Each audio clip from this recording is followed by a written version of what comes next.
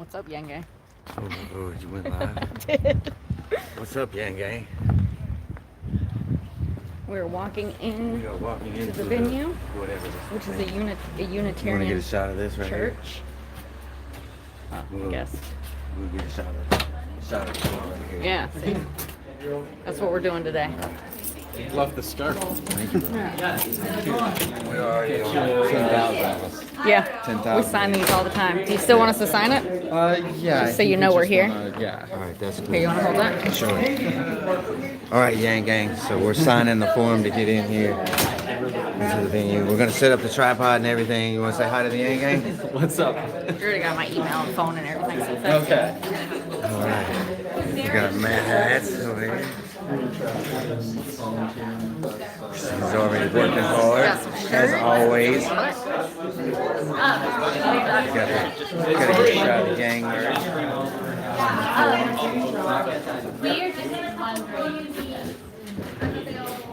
Okay, so where would be the best place to set up?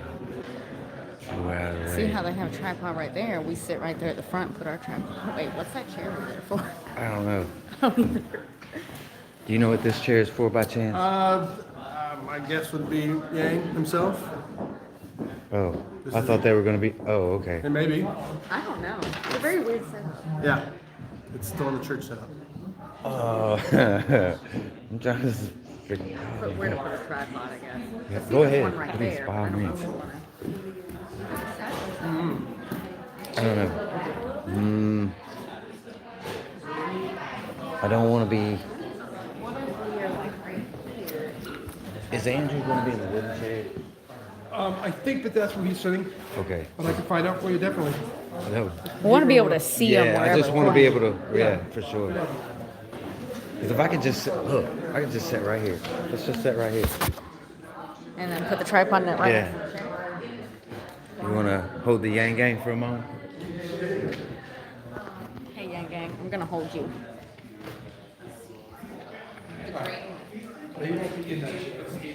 I'll be around that area. Oh, they're gonna lose a lot of viewers. I'm boycotting the debates. You know, just sit.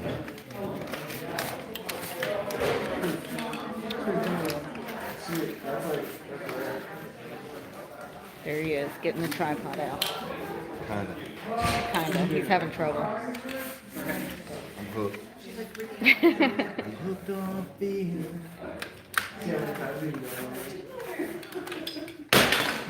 Oh, goodness. So this, if you're just joining us, is going to be a climate forum with Andrew Yang. We are at, what's it called again? Unitarian Fellowship Church. Got a cool feeling.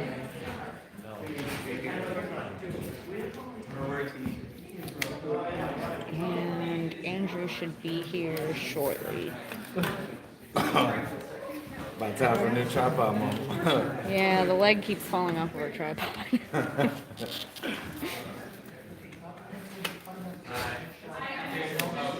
Look, I think people need to realize that just because this is a church, we can't be quiet in here. You don't have to. It's all good, y'all. We can talk. I know, I feel like I have to whisper. Because you're in church. Yep. Yes. I have never heard of a Unitarian Universalism church before. It's my first time hearing about it.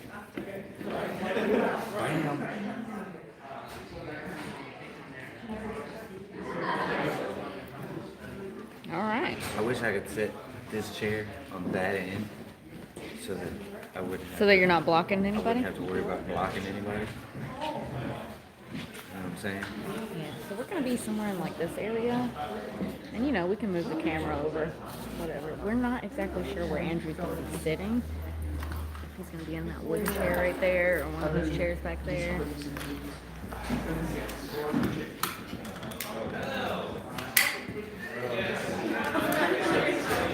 People are filing in. If you're just joining us, Yang Gang, this is a climate forum.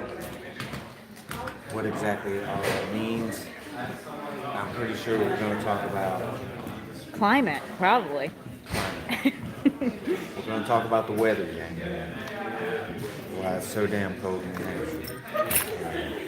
Hot everywhere else. It's cold up here.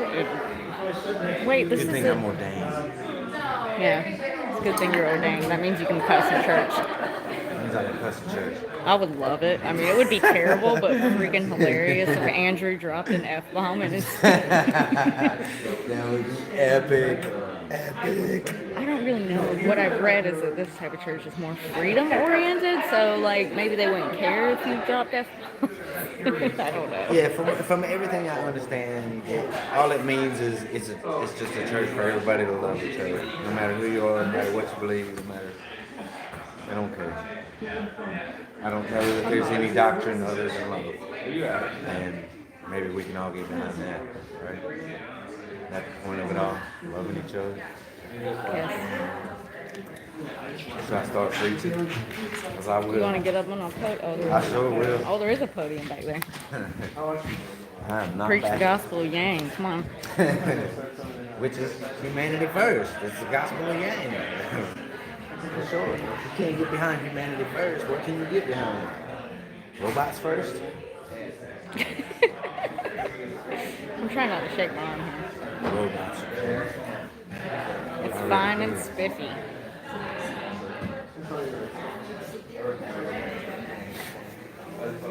So you want to stand up here and talk to the Yang Yang? Sure. Will that be weird? No. No. Okay. You want to take your hot socket out? Yes. Whoa, that was really close up of my face.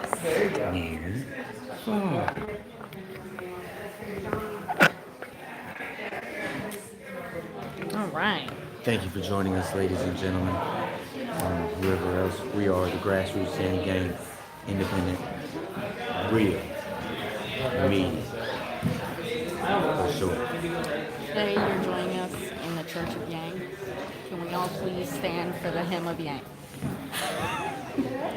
What would be the hymn of Yang? Hey, hey, humanity, hey, hey, hey, humanity, hey. You. Oh, no, wait, what did she say? We don't let it go left. We don't want to go right. Yep. Lacey standing here, staring at me in fright. She's like, shut up! Why are you singing? The problem with being live is I can't She edit. can't moderate. I don't know if y'all know this, but all the other videos that we put out, I edit all of them. So I get to choose what goes in there and what does not. Sometimes Russell will tell me to leave something in there that I don't want to leave in there, so he does have some say, but I do all the editing. So. For sure. And she knows how I am. So, I like- get in front of the camera and I start acting like a ham. Like I can, if I make goofy faces, I can cut it out. If I say something stupid, I can cut it out. It's usually more all about me. I'm just kidding. Look, she just spoke the truth in church. Like if Russell does something dumb, I like to point it out, like point arrows at him, and then like replay it 10 times because it's more fun that way.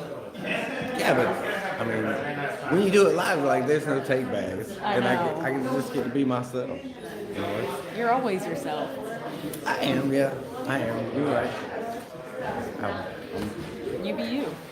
You I be be me. I. You be I.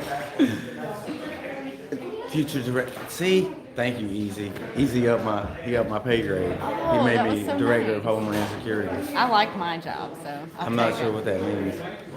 I don't know if I would want that job. I don't want a really important job like that. It's too much responsibility, too much hassle. I would just rather be able to talk to the Yankees. That would make me happy, just being able to talk to them all the time. So that's why I think Andrew should invite us to the White House to just film things for our YouTube channel at the White House. Well, I mean, let us be White House media. Yeah, there you go. Let us be White House media. I mean, you know, if there's a positive way to spend it, we'll spend it. 7% in a California poll, but is that actually qualifying? It doesn't matter. It doesn't It doesn't matter. matter anymore. Why? Because we're not banking on qualifying polls. We look at all these other polls and we see that he's doing much better than the qualifying polls say he is. That's very true. So That's very true. But that doesn't get him on the stage of the DNC debates. the deadline's tomorrow. The deadline's tomorrow, but it's a non-qualifying vote. There you go. That's what I'm saying. The deadline's tomorrow. It's not so tomorrow. crazy how all these, like she just said, like she just pointed out, that all these non-qualifying polls have Andrew Yang polling so freaking high. And the DNC's like, no, we can't recognize those polls. No. Only the ones where he's at 2 or 3%. Those are the ones that are like the real polls. Alan, you said it exactly right after the DNC. Like, man, that's so corrupt. Oh my gosh. So, and it's so funny to watch like these news people because we it's like they're just here for something I don't know, something to happen or whatever. And the whole time they're just staring on their phones, waiting for it to be over. And it's just like it's like, man, like the future of the country is like at stake here. Y'all should be like more concerned about it. Especially being that you're on the road looking at all these candidates. It's like, why are you not more concerned about it? I don't know. It's weird.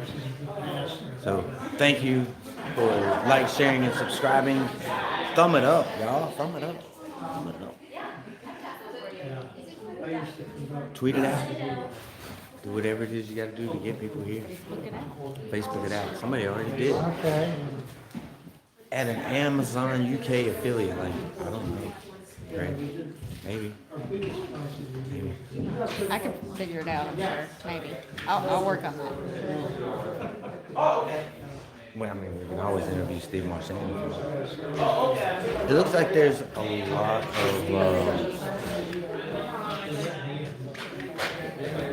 I don't know.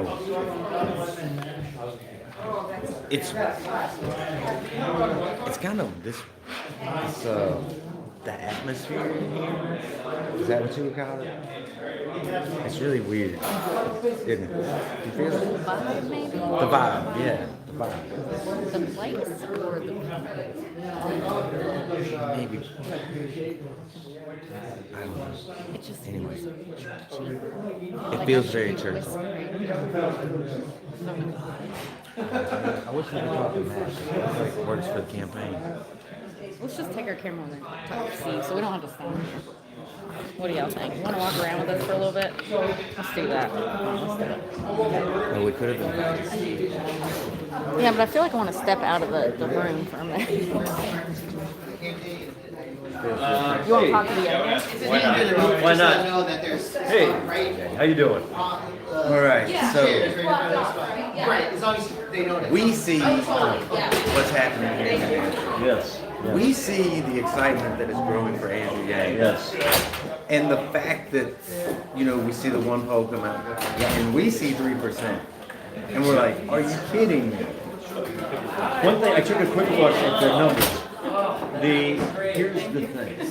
If you look at the favorable, unfavorable, which is usually the first thing you see before you see it turn into percent of the vote. What we've done, they did one in June, and they did one in September. So they're able to show you now from June, over 7 months basically. Our unfavorable has actually gone down. It's down into the teens, which is really good. It's lower than Biden and it's lower than Bernie. It's one of the lowest in the whole field. But it used to be our number was down there because nobody knew who he was. So you can't like or dislike somebody that you haven't heard of. Well, now his favorable is 59%. And his unfavorable is around 15%. So it's a net of over 40 points. It's a hugely positive number. It's gone up like crazy since September. And now it compares favorably with the top people in the race, like the biggest names in the race. I have every belief that that eventually translates into people who will support you. There's a tight correlation between them. And sometimes it's very late breaking. And, you know, I think about the person I've always thought of in terms of the New Hampshire primary that reminded me of Andrew and his trajectory was Gary Hart in 1984, a young outsider senator in that case from Colorado, back when the Mountain West was an impossible place to run for president. And there was a former vice president, Walter Mondale, who ran for president in 84, and everybody said, okay, that's your front runner. Mondale crushed it in Iowa. Hart put his flag in the ground in New Hampshire. And 8 days after the Iowa caucus, when Hart got 9% in the five-way field in Iowa, I mean, he got his butt kicked. He won New Hampshire by double digits in a snowstorm that I remember as a 10-year-old. And it moved about 15 or 17 points in less than a week. The thing about that poll today, the top four names that we've been talking about were between 50 and 20. First place right now is 20%. That's a ridiculously low number.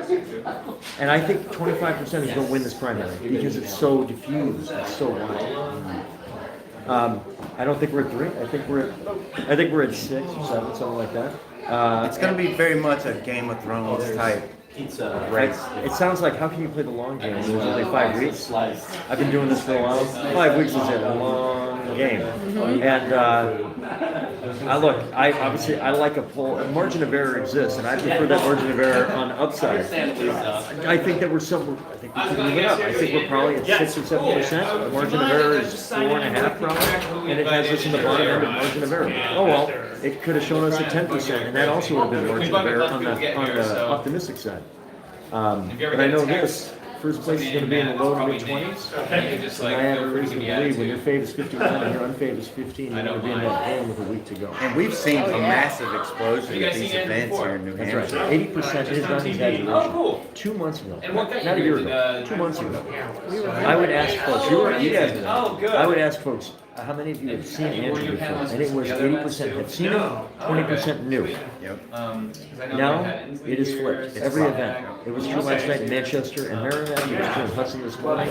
It'll be true in Portsmouth tonight. It'll probably be true here in Durham right now. And these are people that didn't know who he was, and they found out who he was. They kind of like him. Now they want to see him in person. And when they do, it tends to go very well. We know because of what they tell us after. And so I have every confidence that the fave unfave, which portends good things in the weeks to come, these events match up. I'm okay with that. Real quickly, we want to talk about the debates. There's still a shot, maybe, if they release the polls, that we can make it. But even if we don't, I believe that the Yang Gang is so passionate about Andrew Yang that we will take this as an opportunity to absolutely explode this campaign. And I believe firmly that even if he misses this, will be a shoo-in for the next one. Well, I think the point that Tulsi was an example of somebody who missed a debate and then made a subsequent debate. The reason he's not going to make this if he doesn't will not be because a large number of polls had him at under 5%. It'll be because of the virtual absence of polls, which is a different problem. There are a lot of other candidates that have been missing these debates over the last several months because they had 25 shots and they couldn't break 2 or 3% ever. No disrespect to them, it's just math. We love the math. We love the math. But with this, it's a paucity, it's a lack of polls. So what I feel like is we keep doing our work. There are going to be a ton of polls that come out between now and the caucus, between now and the primary. And I think we'll do well in those. We got the money, and so we're spending it on expanding staff, the television ads, the kind of low information board. We're layering it in, I think, no, we're not getting that word. I know that, and I have a high degree of confidence. I've seen this before. I've been around this rodeo a few times, and I see Jimmy Carter 76 and Gary Hart and Paul Saunders and Pat Buchanan and John McCain and Bernie Sanders. A lot of those folks were way further behind first place than we are. Even with that poll that I think underrepresents us by several points, we're only 17 points out of first place. We're 12 points behind Elizabeth Warren, and she's a neighbor. It's all right. It's all right. We're doing the right work. On a personal level, I hear you talk about all these other campaigns and stuff. Yeah. When was your love for politics actually born? Because it's something you are so passionate about. Yeah. I don't remember not liking it. Thank you so much. Did you go to events and stuff as a child? Not really. I just, I remember I was 6 years old, and I was going to first grade at a Catholic school in Manchester. And my parents were nuts. They were English as second language, and we didn't talk politics or anything. But at 6 years old, I had to do a mock election between Ronald Reagan and Jimmy Carter, and John Anderson, who was the third party candidate. And I asked my parents on the way out, I've been trying to follow this. Who should I vote for? And I remember my parents saying, vote for Reagan. This is all in French. Vote for Reagan. He's going to win anyways. By then it was pretty obvious. So I did. And then in 1984, I was 10 years old, and I was all into Gary Hart. I was the only kid in my fourth grade class. The others were like, "Who the hell is that?" And I'm like, "I'm telling you, this guy's going to get it done." And we went through, and sorry about that. Sorry, y'all. And at the end of that, I stood outside the Blizzard all day with a Gary Hart sign. I don't know if anybody saw it, but I did. That's so awesome. And he won by about 10 points. He almost won the nomination over Walter Mondale. He had advantages that no candidate in this field has this year. After you held up that sign, what was that moment like for you when you realized that he won? Oh my God! I went to school the next day, and I thought I was like, first of all, I got my sign. That made a difference. But it was a good sign, and but I was excited. I mean, that's probably one of those factors that I played sports, I've coached sports, successful in academics and local politics, all these things. It's important a lot of times to get some taste of success from the work put in, even if it wasn't really directly related. As a kid, if you feel like I did some work and I got and there was some positive result that came out of it, boy, that is a very motivating factor. Amazing though, because that moment literally transformed you. Well, I mean, it was 35 years ago, and it was yesterday. I remember it. I can remember lots of things about that, and of course, there have been a lot of things since then. And, I remember, getting elected mayor at 31 years old in my city, only being a resident for about 4.5 years, but worked really hard, had a good message. People that had streets named after me. And the day I got elected mayor, and I got about 2/3 of the vote. I was like the youngest mayor in almost a century. All this kind of stuff. It's very motivating because it means almost anything's possible. That's amazing. Almost anything's possible. Thank you for That's sharing right. that story. Yeah. That was awesome. Well, you guys are getting it done. So anyway, I better get some stuff All done. right, we're getting to church. Okay. All right. Steve, we love Steve. I was also going to tell Steve, but since both of y'all like to talk a lot, I was just going to say. That was an awesome story. It was. I was so glad that we could ask him about that. But what I was going to say, and this goes back to what he was saying earlier about a lot of the Yang Curious coming to these events. We have you may have seen the one interview we had with the former Trump supporter who went to the Yang event and got Yang at the event. We also have No, go ahead. I was just reading Me Madman's comment. which said what? Say that Lacey is a hottie. Oh, I didn't see that. Thank you, I guess. Well, maybe. No wonder you're looking at me like that. Okay. Oh, there's Look, they don't know what to say now. two more interviews coming out. I'm working on editing the video right now. I have to put subtitles in it because it's hard to hear. But a man that came to the event very skeptical of Andrew Yang. And then you will see what he said after the event when I upload that video. I'm not going to spoil it. I was going to tell Steve, but I'll tell him later. All right, go. It's your turn. So there is currently a poll on Twitter, and they were asking about if there was like win or lose an Andrew Yang network, who would you like to see on it? If y'all see that poll, I tweeted it out. Make sure that y'all say Grassroots Yang Gang, because if ever there was a thing that we were going to do, it's for sure that would be. I didn't even see that poll. I tweeted it out. Check my Twitter. He tweets too much. I can't keep up with all his tweets. I got my own tweets to keep up with, Andrew Yang's tweets, which are really the only two people I care about on Twitter. I mean, I learned from the two best, Donald Trump and Andrew Yang. Andrew Yang tweets a lot too. Well, it's probably good. He probably took that. He does tweet a lot, for sure. I haven't seen Zach Carmanuda. You watching Zach? Hey, Zach.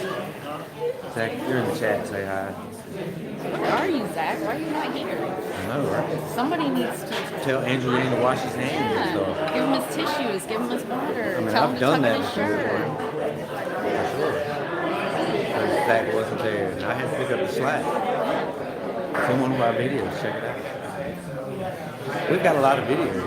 We do. If you ever have time to go back and watch some of them, there's some gold in there. There's Definitely some some garbage in gold. there, I'm sure.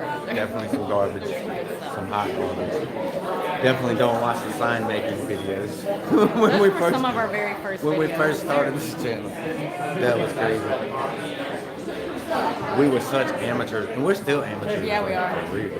I'm still learning more every day about It what the heck I'm amazes doing. me that there are over 10,000 people that would even subscribe to this channel. Thanks to all of y'all.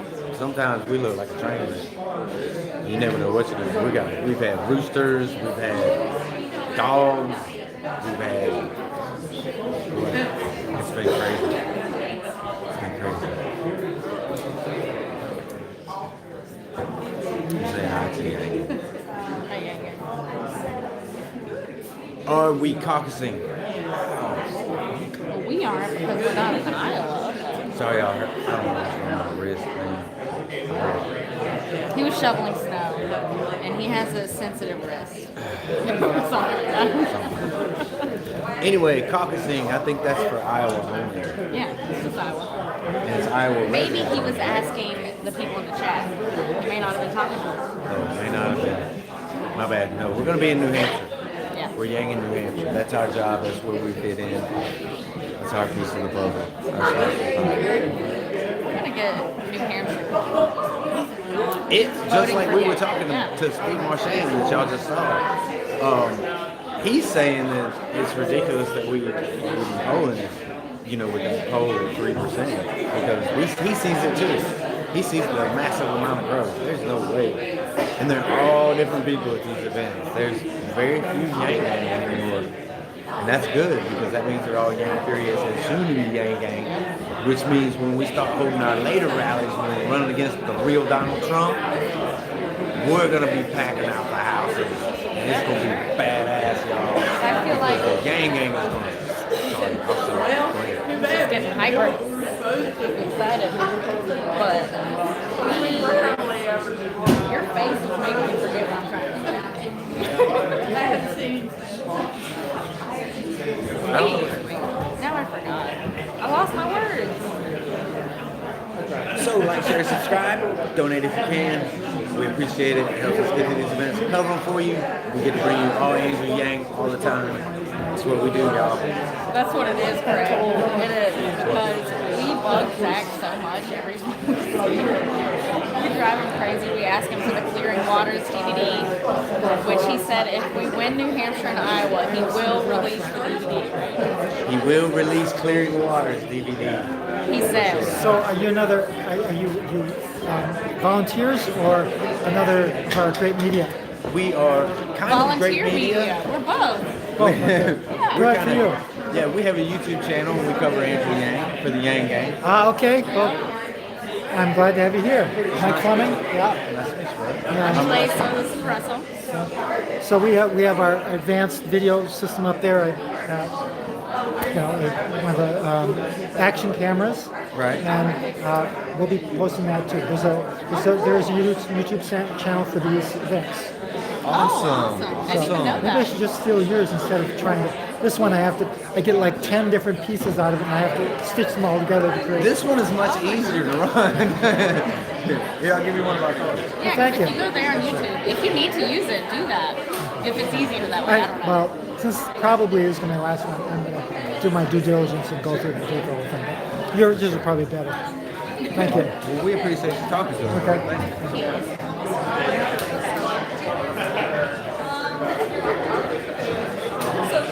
Oh, There she is. Hi, Laura. I'm trying to get out of people. Here's the thing. Okay. Because y'all donate to this channel and because y'all support this channel, we've done 2 pieces with the New York Times. We've done CNN, we've done Fox, and just today we were interviewed by Business Insider. And we were also interviewed by Voice for America, based in Washington, D.C. So there's that. So the media, which we are all telling them, you know, how important it is that Andrew Yang wins. So they're getting that down and they're putting that out to the masses. And then also we are able to keep, you know, Yang in New Hampshire. It's very important because we have to win New Hampshire. Here's the thing, because y'all support this channel, we are able to gang on what we think is more of an exponential level. Because when we're able to get in front of these big media people and we're able to talk to them and that message is going out to all of those people, we're yanging on a large scale.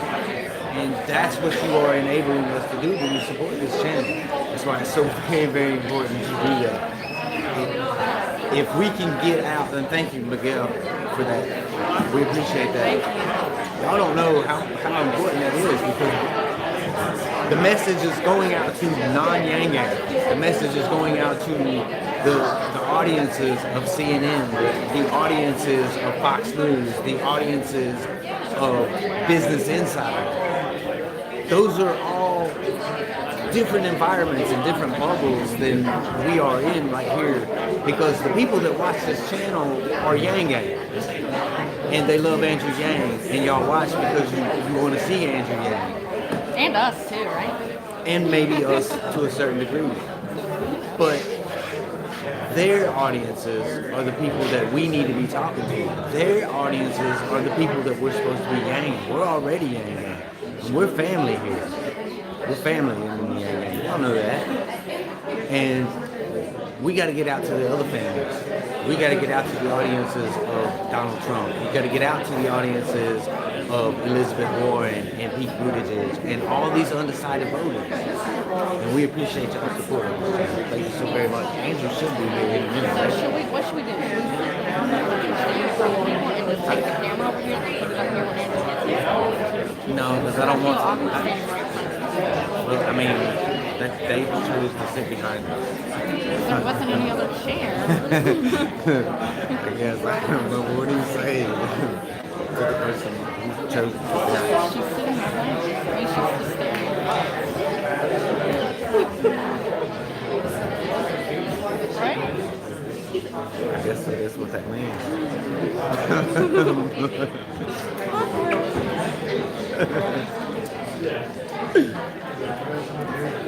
You never know what you're going to see on this channel, y'all. I feel exposed. Yeah, but you're standing out there. I know. There's nobody like sitting behind you. Thank you. Thank you, D. Jones. D. Thank you so very much. Y'all don't understand. It takes. Look, we almost ran out of gas today. Oh my gosh. We have like. Hello, everybody. Thank you for coming out tonight, braving the conditions and the parking situation. We happen to have a parking situation. There's a black Suburban with the license plates 106062. It's blocking our neighbor's driveway, and they've asked us not to let you park that close. So if you can move that, that would be helpful. Thank you. If you have questions, we can direct you to appropriate parking spots. Thank you.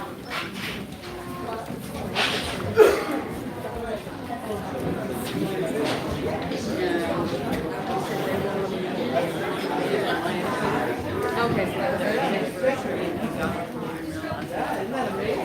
Did y'all get that license plate number down?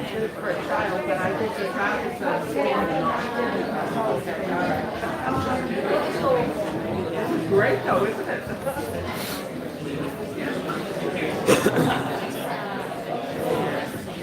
So Yang Gang, it is definitely a full house I'll here. come back. For sure. All the seats are now full. Anyway, back to run up. Michael Canoy, You're the man, best. dude, you are so awesome. He has been here and has been helping us and supporting this channel since the beginning. Yeah. And you've always been there, bro. Thank you so much. You do not know how much that means to me. Maybe you do. Maybe Special you do. shout outs to you. Special shout out to you. And for everything else he does for the Yang Gang too. Right, it's not just us. He is like out there and he's helping a lot of people out. You listen. It's so important. Some people, we all have our gifts and we all have where we fit in. And some people can fit in by supporting financially, and some people can fit in by being the voice like we are. You know, being the media, being the boots on the ground. It takes all of us working where we can, fitting in where we can. You know, there's some of y'all out there who are writing songs for Andrew Yang, and truckers who are wrapping their trucks for Andrew Yang. It's just so beautiful to see, like, how mean. No way. Was that us? No, the guy who was talking about the guy that just went behind me, I think. Oh my gosh, it's hilarious. Best donations. I will just tell you which one I prefer. I guess because it's no fees attached would be Venmo, Cash App, and we also really like Patreon. Our fees are very low, and it's on a monthly supportive basis, so I really like that platform. She likes that security. I prefer like. We like Super Chats, PayPal. I mean, we'll take EBT if y'all want to go to the store with us. we'll pick up a gallon of milk, man. I'm happy. Yeah, I'm not hard to please. And y'all, I mean, can't edit that out either. It's so weird because like, if y'all were there at the beginning, like our lives have not changed any as far as like. I mean, we're still doing the same thing that we've always done. Like, we're just. It's hard to explain. I mean, obviously, we're doing. It has changed in the Andrew Yang realm, and us moving up north. But like how we are, like who we are. Right. Yeah. It's like we like I still look for the best deal. I still, you know, we still act like we're the broke folk. Still kind of are, but No. Once they get up there and start talking, I'm gonna sit right here. Yeah. that would be tough. And yeah, I was gonna say maybe we could switch it there, but then she would feel like she was having that. Then if you just once we get in, if you just slide the camera, you'll still be able to see the camera. While you just slide the whole tripod up right there. Yeah. Once everybody's For sure. Well, you know what? Why don't we actually do that now? Yeah, let's do that now. What, sit down and put it in front of us? No. Just like, There's an empty seat right there, though. That somebody might need to get in. The one next to mine? Yeah. They need more chairs in here because they've run out of room. So now we can do it. and yeah, they are actually, Here, let's move this up.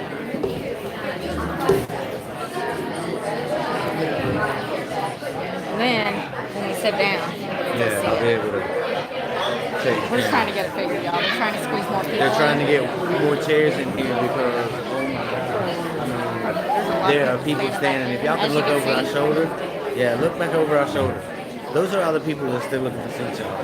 This, when I wonder if there's someone we can... did I not look? Y'all were watching 20 minutes ago. Thank you for that donation that just came in. Thank you. Listen, what is Thank you for vote? working in education. We That understand. helps. Every dollar helps us. We're, well, we in church now? Oh, I forgot we are in church. But I'm ordained, so it doesn't matter. I can preach as loud as I want to. And the right yank. I bet you they agree. So, We should walk outside. I don't want to lose. I don't want to mess with you. I don't want We to... just do what we do. We let him come in because I want to get the crowd when he walks in. Listen, we are Bernie Sanders just showed up. Look. I can't believe Bernie. Last night was Bernie Sanders. Tonight's Bernie Sanders. What the... This is crazy here in New Hampshire.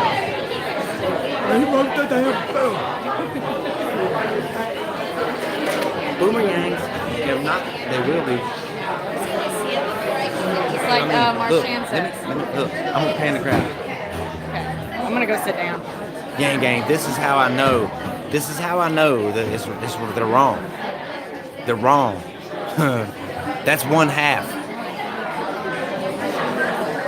Then you got the other half.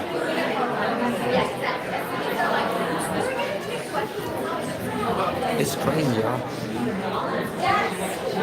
It's nuts.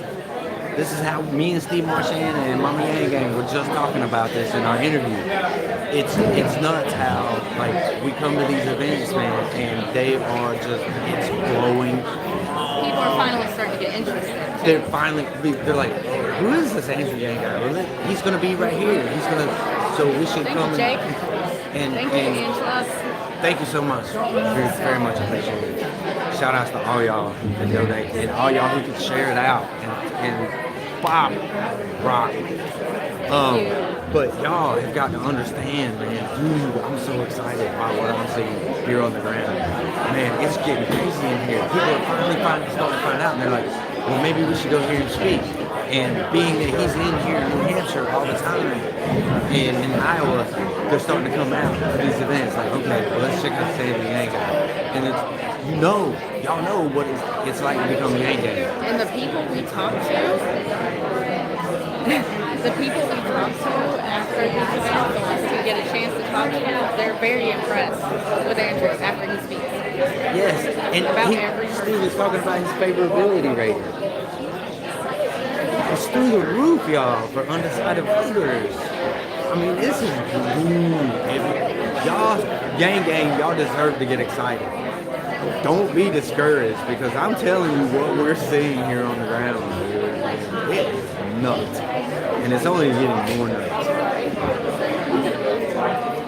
He's literally gonna have to start getting bigger venues. Yeah. I mean, the gang is growing. He's not able to hold all those. You got the Yang Curious, and it's just too many to hold. And that's the cool thing about all these people are soon to be Yang. They're not even Yang yet. What kind of church doesn't serve beer? What's that? Nuts. Yeah, we're used to it. Thank you, Tom, thank you. Thank you so very much. It's awesome. Only thing I'm worried about is once he wins, he'll get so much hate. I don't think so, man. I think I mean, there'll be some, obviously. there will be. There's always going to be haters. I mean, even us with our 10,000 plus subscribers, we get hate sometimes. We get called some nasty names. People say crap about our little Yang gang, but trolls.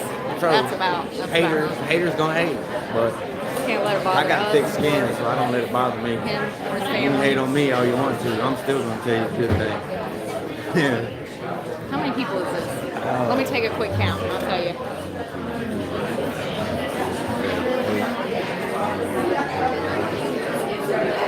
I'm gonna guess about 100. Including the people back there, it's about 100 right now. What's 9 times 5? 45. No, it's about 100. You miscounted. It's about 100 people in this room. Math. I know, Lath. Oh. What's 9 times 5? 45. Yeah. What's 45 times 2? 90. How many is that? Almost 100. Does 90 equal 100? Someone tell me. No, but real it's quick. close. Y'all, you didn't let me finish my math. Aggravating. You could have Look, just told me the answer. Just because I'm bad at math doesn't mean you can't let me finish. Tell him don't argue with me I won't. on the live stream or any other time. I lose. Somebody's being a happy mediator out there. Being like, why are you guys quabbling over 10 points? Because we're married and that's what we do. We quabble over 10 points. Because we don't have like anything better to quabble over, so we're just like stupid things. And this is literally how we argue. We'll argue over something stupid. We don't ever argue about something stupid. Not usually. Because we both like Andrew Yang, that's all that matters. For sure. Now, if he was like, I don't know, Trump supporter or something? Oh, wait, he was. So was I. Who do we Thank think you, Chris. MVP will be? I know who I honestly want it think- to be. Okay. Thank you, Phil. Let me quickly answer that question. I think, and then you can go into your 5, 10, 20-minute rant about who you want it to be. Okay, so,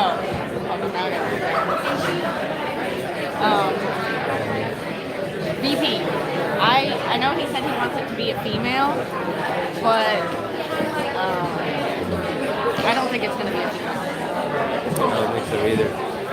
And only because probably the one female who is really, really qualified to be his VP is so polarizing. And an outsider kind of as well. But I'm going with Booker. I think Booker is the safest choice, but also a pretty good choice. It's not a bad choice, for sure. I think I would take Booker Thank as. you. I don't know. Sorry. Thank you. I was trying to say the name. I'm terrible at pronunciation sometimes. Thank you, no. Thank you, no. And Charlie. Hey, Charlie. Charlie. You're awesome, Charlie. Marianne Williamson, definitely. I love her. See, the world's not ready for Marianne Williamson because Marianne She Williamson. can have a not as VP, but somewhere in the cabinet. Oh, for sure, Department of Love all day. Department of Love. Department of Love. I think she would be great in politics because we seem to have lost our humanity in politics. Oh God, what happened with the picture Warren? What would you do? My fucking head would explode. That would be so tough. That would be I know. I would want to. Look, Yep, we're out of room. we are most definitely out of room. People are looking at me constantly. There are. It's way to look the volume. It did work. They it's having a hard time getting above the clouds. So, They can't have to shut up.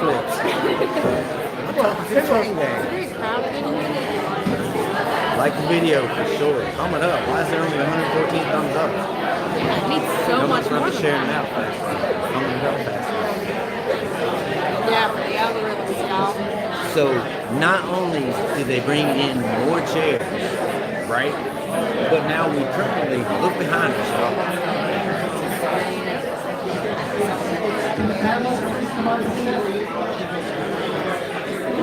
Oh, it's time. I'm gonna sit down. I'm gonna sit down, yeah, guys. Panelist is coming. Panelist.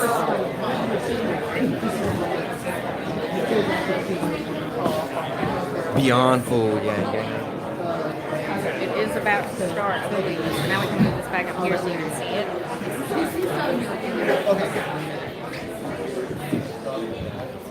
I can't read it. So we go ahead and plug it in. I don't know if it matter much.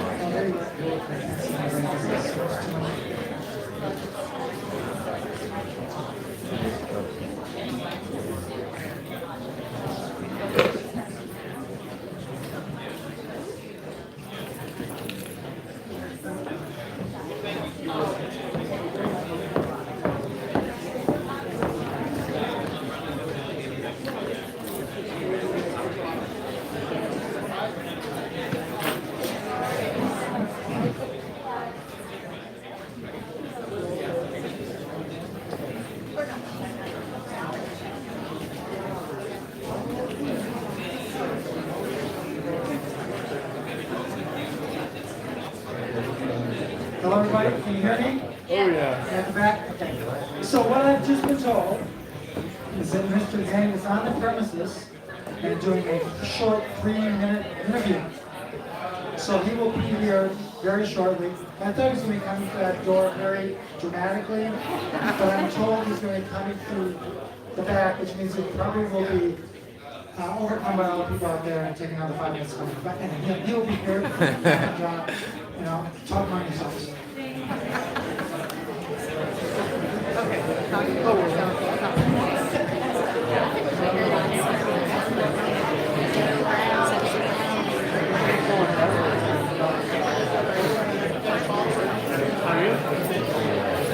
He comes from the other door, we're just missing. Let's interview some people.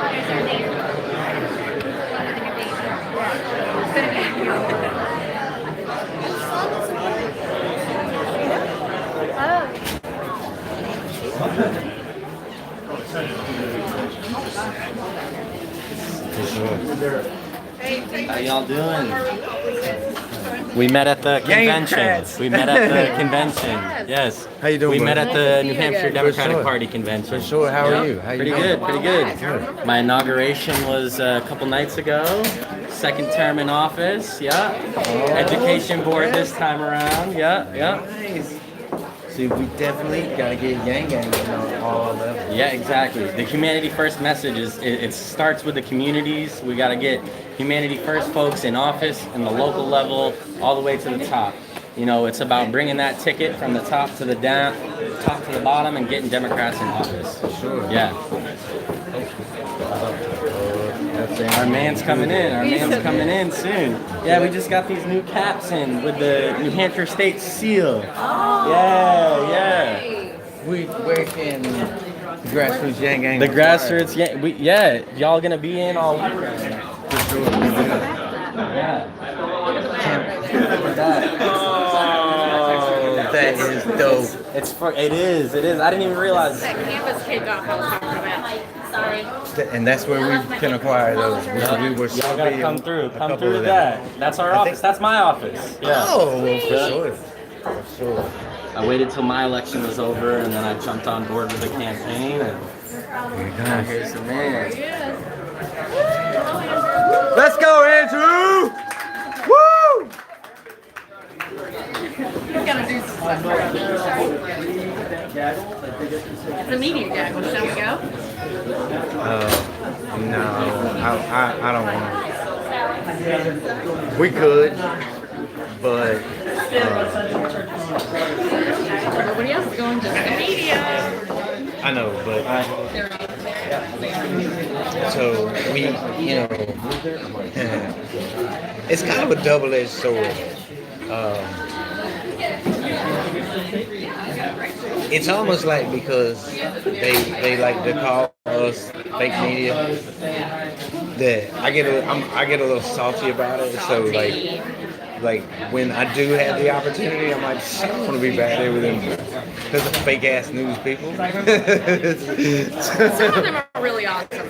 We've met quite a few. And they are. They're really good at it's covering. Not Nicole Skanga and Jester and so many that actually cover Andrew all the time and see the campaign all the time. And they always speak to us and they're always very, very nice to us. There's just a few. That is such a cute baby. Y'all want to see a cute baby? All babies are cute. I wouldn't say all of them, but that is a Yang cute Gang baby. babies. For sure. Babies for Yang. And that's Matt. Okay. He's the regional manager, the regional guy over New Hampshire. Matt. They've made I think it is though. It is their name. Oh. Every man in the Yang Gang is apparently named Matt, Zach, or something else.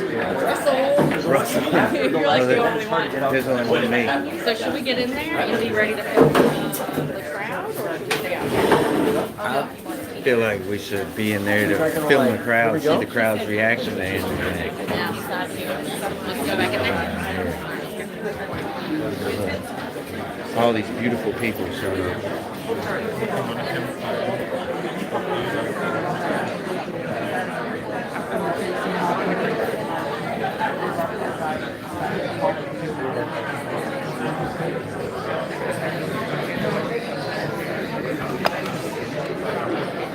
Alright, so instead of putting, Yeah, let's wait until it starts. We'll just sit here and talk to them. That way we can film the reactions and everything. it is definitely overflowed. We are talking about, I'm telling you, we are like gaining so much steam here in New Hampshire. It's unreal. And I like to think that we've had a little bit to do with that. I really believe that. I do. Just like we feel like we've done, when we were down in North and South Carolina, it seemed like after we came up here, we noticed he was polling higher in North and South Carolina. I don't know. I mean, of course I'd like to take the credit, but you got Jermaine Johnson down there in South Carolina working hard, and he is like, he's putting in work, man. And South Carolina Yang Gang, Tom, what's his name? GQ. Tom. Yeah, Tom. Down there, he's working hard getting the Yang Gangs established. It used to be funny. He used to dress nice, and then people would come up to him and be like, "Oh, what are you running for? What is your name?" He's like, "No, he's running for president. I'm just here to get, what do you say? To draw attention." That's what he said. GQ. To draw attention. Motherfucker could dress, for sure. That's why we gave him the nickname GQ. He dresses like I want to dress. For sure. Dude's got style. One day. One day. One day. We get that freedom dividend. Get that freedom dividend, man. It's gonna be on for my wardrobe. I'm that dude. Like y'all see me in like my wife beaters and like my t-shirts and stuff like that. Because now it's all Yang gear. Now that it's cold, instead of my wife beater. They should really come out with some Yang dress clothes of some sort. I don't know, but you couldn't put an emblem on dress clothes. It just doesn't look right. Unless Those it's look a- good. Well, yeah, but you know what I mean. Like, Yeah. big. But anyway, yeah, I miss my wife beater too. For sure, I can't stand being hot now. Wife beaters and shorts. Yep. Sass. Hey, Sass. What's up, Sass? Russ, before this starts, do my freedom dividend dance. Do I have a freedom dividend dance? Do you? Here, let me hold the camera back. Hold on, so you can get your whole dance in there. Because I mean, like, I'm sitting back.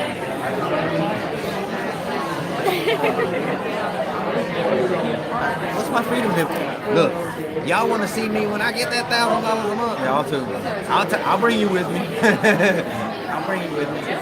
Y'all can watch the whole journey. We'll take you with us to vote. We'll take you with us to get that first check.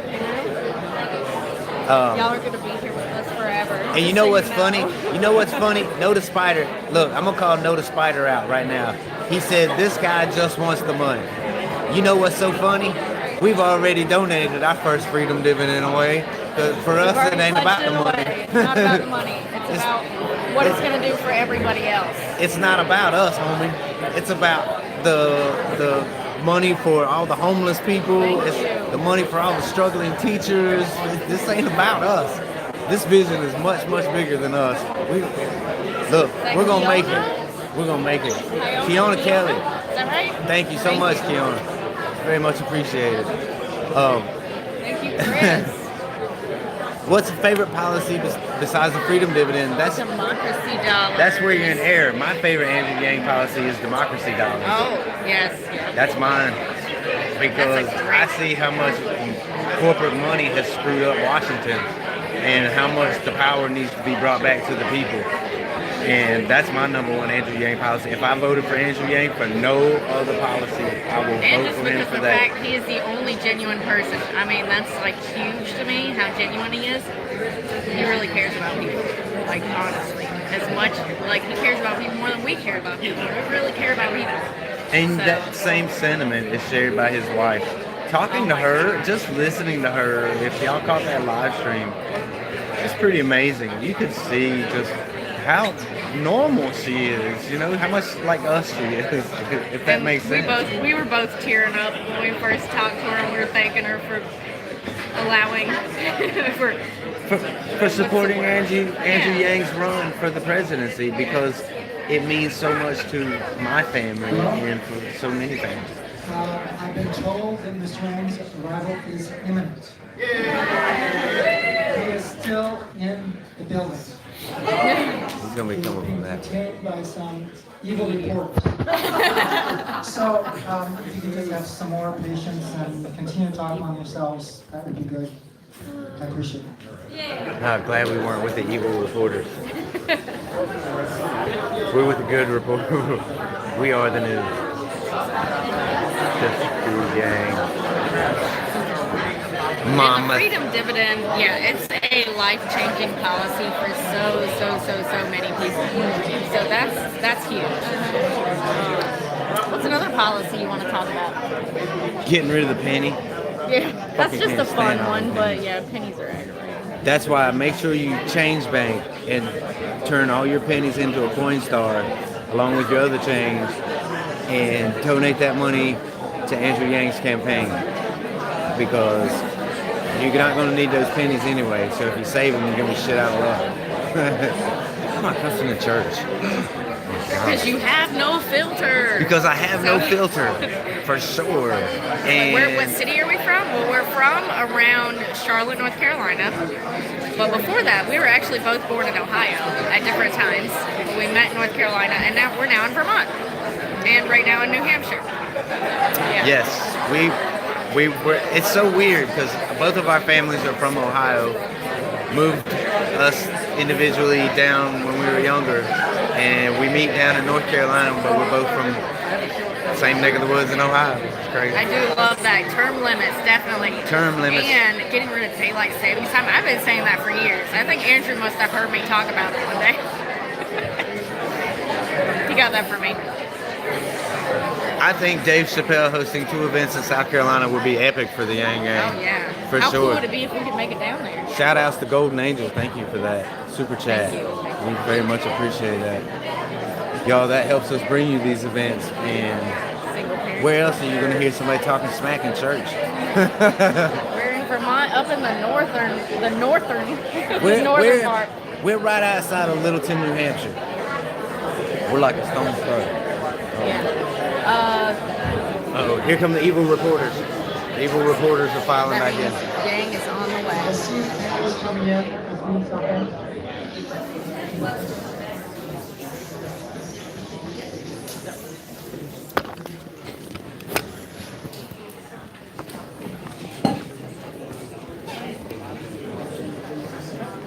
Sorry, y'all.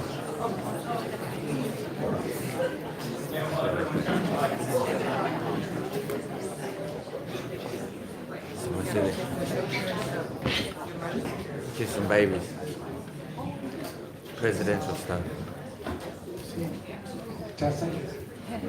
I've been told Mr. Yang's on his way here.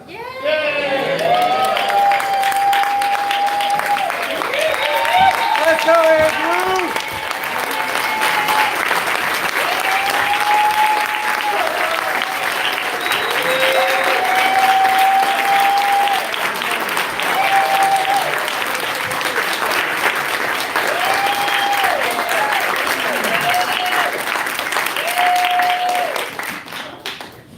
Well, welcome. This happens everywhere I go.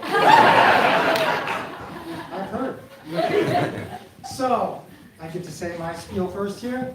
I'm glad you're all here. My name is Mike Fleming, and I'm the chair of this church's Green Sanctuary Council. Just a little plug here, our church is committed to the principles of Unitarian Universalism, one of which is respect for the interdependent web of all existence of which we are part. Following that principle, 3 years ago, we became the first solar-powered church in New Hampshire.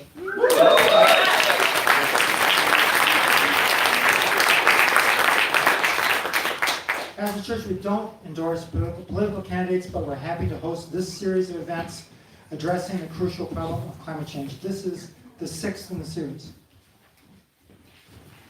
You'll have to endure me changing pages here because I cannot talk extemporaneously. So first I want to set some expectations. These forums are intended to be educational for New Hampshire voters and raise the level of discourse on the topic of climate in the 2020 presidential campaign. To achieve that, we encourage both the panel and the audience to ask hard questions. However, these forums are the opposite of an internet chat room or Twitter.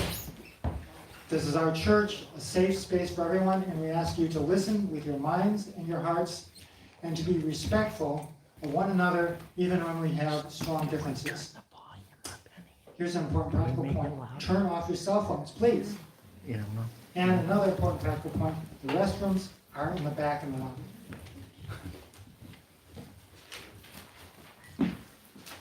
So the hardest question about climate is a moral one. Will we choose to leave our children a livable earth? If we do, serious climate solutions have to meet 5 difficult criteria. They must be, first, effective and not just symbolic. They must be fair. They can't increase the already great disparities among our people.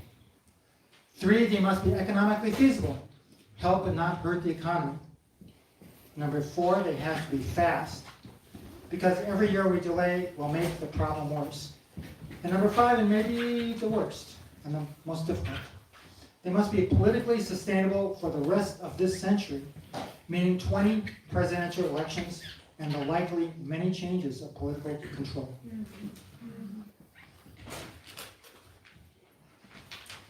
Thanks are due here to Mr. A.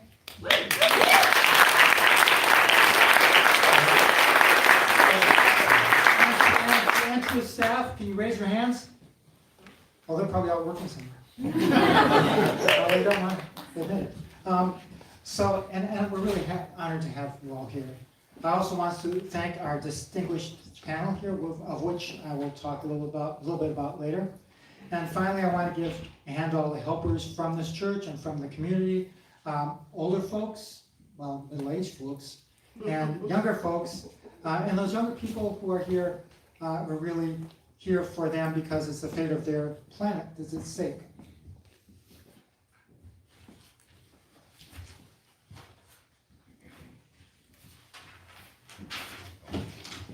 So I've cobbled together some bullet points on Mr. Yang's biography from his website and Wikipedia.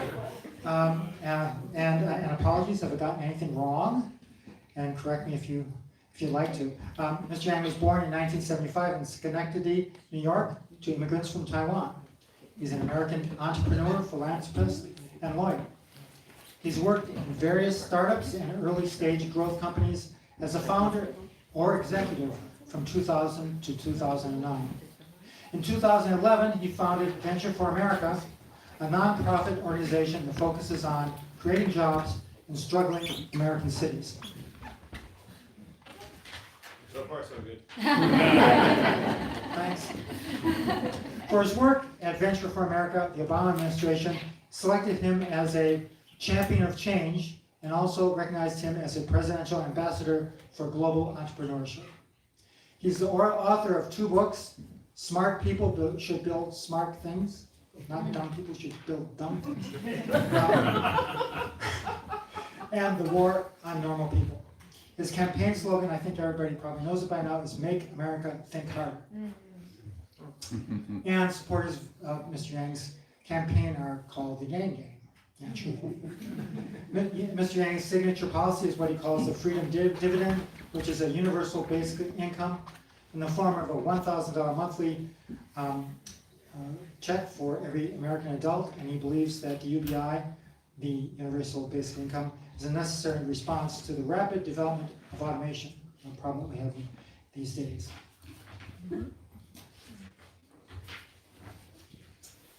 As of December 2019, Mr. Yang qualified and participated in all 6 Democratic debates.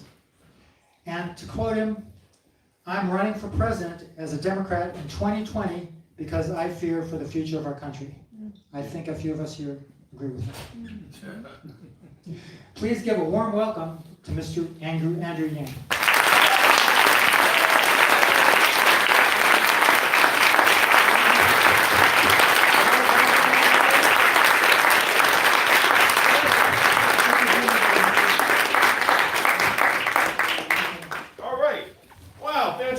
Hello, New Hampshire. It's great to be here. What a tremendous setting, what a tremendous group.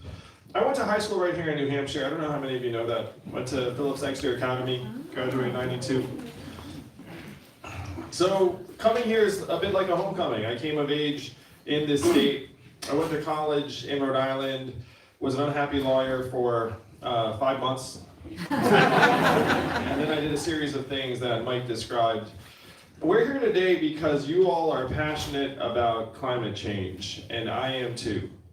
And climate change, in some ways, it's a very difficult thing to be passionate about because you feel like the problem is so big. You feel like you can take actions individually and in your household and maybe even your community, but you know on some level that that's like the tiniest drop in the bucket. And that the problems, unfortunately, continue to grow in scope. When you see the images of the wildfires in Australia that strike you more as almost science fiction movie hellscapes rather than a real developed country in our world, and then you look up and you see our government that essentially has fallen way behind the curve on addressing these challenges. And our government is not responding in large part because our government is not looking out for our kids' futures, for the future of the planet. What are they looking out for? They're looking out for the corporate interests that have overrun the place and now control the levers of policy. That is what we have to change as a country, and we do not have a great deal of time. This is one of the main reasons I'm running for president is try to restore our government to us, the people of this country. And I love campaigning here in New Hampshire because you all have that power in a way that other Americans do not. Other Americans look up and see our government as a series of pipes that are clogged full of money, and they look up and they say they can do nothing about it. They are generally correct. They can do next to nothing about it. But you all can. So I'm just going to try to demonstrate for you all how you all are among the most powerful people in our country today. I want you to show me with fingers how many presidential candidates you've seen this cycle. So this would be 4, this would be 10, 15. So go ahead and like show some. So she's seen 20, 10, 7, 3, 4, 6. I like the ones. It makes me feel like I was the only person who got to leave the house. So the reason why the presidential candidates come and ask for your support is because we know that you have the power to change the future of this country very, very quickly in just a few short weeks. I've done the math. Do you know how many Californians each of you is worth? In terms of voting power? 1,000 Californians each. So if you look around this room and then also the overflow room out there, how many of us are there here tonight? I'm going to give a Trumpian estimate. There are 1,700 people.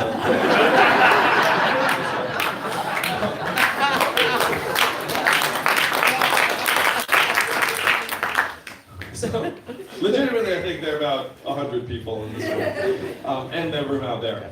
About 100 people would still be 2.5 football stadiums full of Californians in terms of your ability to influence the future of this country. And I'm an entrepreneur. One of the things about being an entrepreneur is you set out to solve problems. So let us all imagine together that our problem is climate change and we have to solve it. And this is real. Like this is, this is not hypothetical, unfortunately. So what you do as responsible humans is you say, okay, let me do what I can in my own community, my family, like I'll recycle, like we'll invest in this awesome solar-powered church and facility. And then you have the sinking feeling that things are continuing to get worse. Now, I'm an entrepreneur, and I prefer to actually go straight to the top to solve the problem. So step one is we have to recapture the government from the corporate interests. We have to send someone up there that has 0 corporate PAC money, 0 corporate obligations, does not care about what the fossil fuel companies and the lobbyists think or care about, and flush the pipes clean. That is step one. That, in some ways, is the easiest step. So you get someone up there, and then they show up and say, okay, corporate lobbyists run this town. Can't get anything meaningful done. So the way you change that is you wash out the lobbyist cash with a flood of people-powered money. So what do I mean by that? You try and pass a rule where you get the corporate money out of politics, but it's very, very hard to get the corporate money out of politics because it's been there for decades. That place is like overgrown with it. So what you have to do is you have to give every American voter 100 democracy dollars that you can give to any candidate or campaign. And this would unify our people and the financial resources and wash out the lobbyist cash by a factor of 6 to 1. Make it so that our legislators actually answer to us. Yeah. Because we're the ones that can actually control the resources that can get them reelected. So that's step 2. Step 3 is we have to go to our fellow Americans and say, hey, look, we have to get consensus on climate change, and there are a couple things that are keeping us from it. Number 1 is that 78% of Americans are living paycheck to paycheck, and almost half of us can't afford an unexpected $500 bill. So when you're in that kind of financial scarcity and someone comes to you and says, we need to worry about climate change, what is the natural response?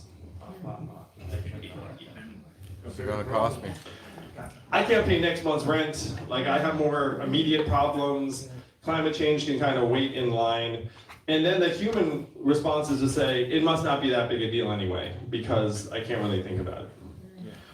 So step 3 is we have to get the boot off of our fellow Americans' throats. Like, lift this cloud of scarcity and insecurity that is keeping them from being able to actually solve the problems of our time. That's where this freedom dividend of $1,000 a month in your hands comes in. Because with $12,000 a year, all of a sudden, people would feel like their future is secure, their kids' future is secure, and then when you say we need to make progress on climate change, they'll say, yes, we do. Are you with me so far? Yes. All right. And then step 4, after you actually lift the cloud, and this mindset of scarcity I'm describing is real. Studies have shown that if you can't pay your bills, it has the functional impact of decreasing your IQ by 13 points, or 1 standard deviation. So if you feel like our fellow Americans are getting less reasonable, less rational, less optimistic, they are. Because that is what you'd expect if you were to introduce pervasive financial insecurity into a country, which we have done.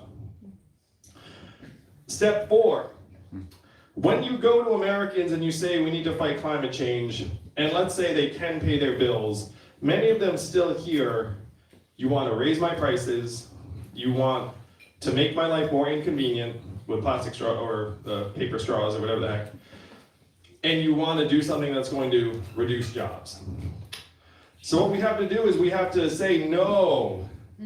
What we want to do is actually move our country towards a more sustainable future, and that will be pro-growth, good for jobs, and actually save you money.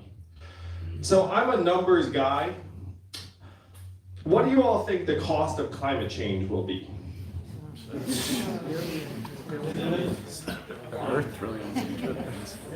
Trillions and trillions of dollars, and unfortunately thousands and thousands of American lives. Who's paying that price? Right now we are, but the corporations are not. So what we have to do is we have to get these costs onto the bottom line of the companies. Now that sounds impossible, but it's very doable. What you say is, hey, for every unit of carbon or ton of carbon your firm is emitting, you have to pay. And then you take that money and use it to move us towards more renewable sources of energy. You build the cost of climate change into the bottom line of the companies, and then you take those resources and move us in the right direction as fast as possible. Now step 5, believe it or not, that was step 4. Step 5 is now you have hundreds of billions of dollars that you are using to subsidize the fossil fuel companies. You move that towards making our communities more resilient and adaptable. One thing I find irresponsible is when a politician says we have to prevent climate change. We are already in the midst of climate change. Too late. I have been to the communities in Portsmouth and Iowa where they've already been ravaged by climate change. In Portsmouth, buildings are flooding that never flooded before. A multi-million-dollar shrimping business went to zero because the water got warm and all the shrimp died. In Iowa, they've had historic floods. They've had once-in-a-century floods. Now they're concerned they're going to have it once every 5 or 10 years. So preventing this is something that possibly we might have been able to do if we'd got our acts together literally decades ago.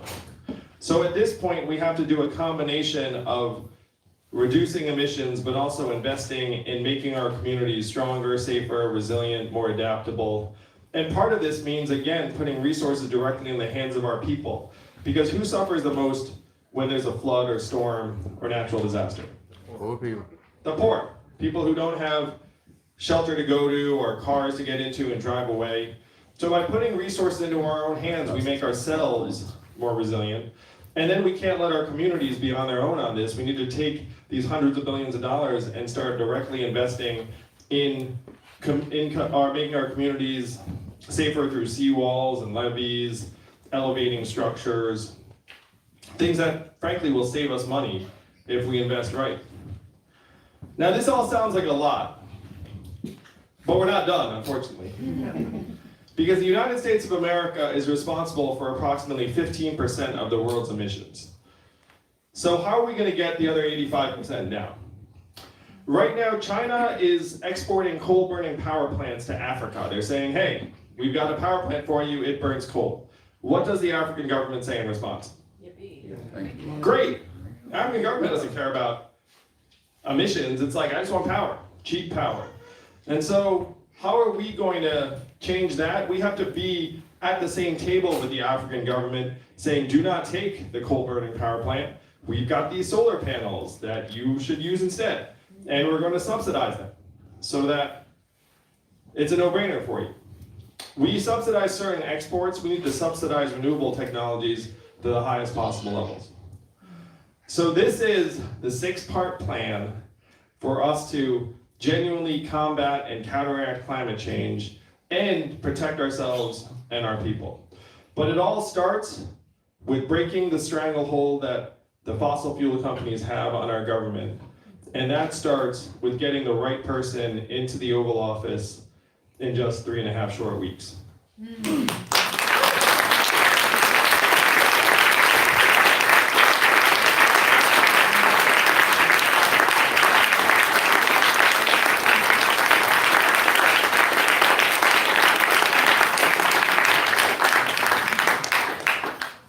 Well, thanks very much.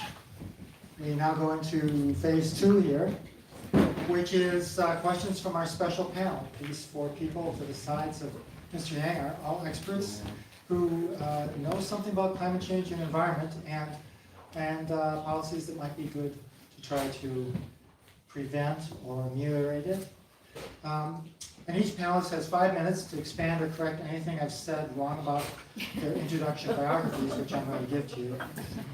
And to ask Mr. Yang a question about what he said tonight about his proposed policies related to climate change. So, because it helps me remember, let's start on the left. On the left we have Judith Spang, who many of you know because she's from Durham, and she's in the New Hampshire House of Representatives and a representative from Stratford County 6 district. And you were first elected in 1998. This is what political longevity looks like. Well, people must like you. Microphone. Mike, I'm sorry, my natural voice is pretty lousy. So I was going to say she couldn't be here because she was in the legislature doing her job today, but she raced down here and didn't get caught by the police. But she was there for votes on the higher minimum wage, banning single-use plastic bags, and an independent redistricting commission, and on family medical leave, and all those passed except the one on redistricting. Her professional experience includes working as a corporate strategic planning and market research regional planner, and a city regional planner. City regional planner. She's also been a member of the town of Durham Planning Board and the chair of the Lamprey River Advisory Committee, a member of the Durham Task Force on Land Protection, a member of the Durham Conservation Commission, and on the City Regional Planning Commission, and I think she's won a couple of awards, but I don't know what they are. So I'm gonna, what else was I gonna say here? You have a question here that I was gonna read if you weren't here, but I think you can ask the question for yourself.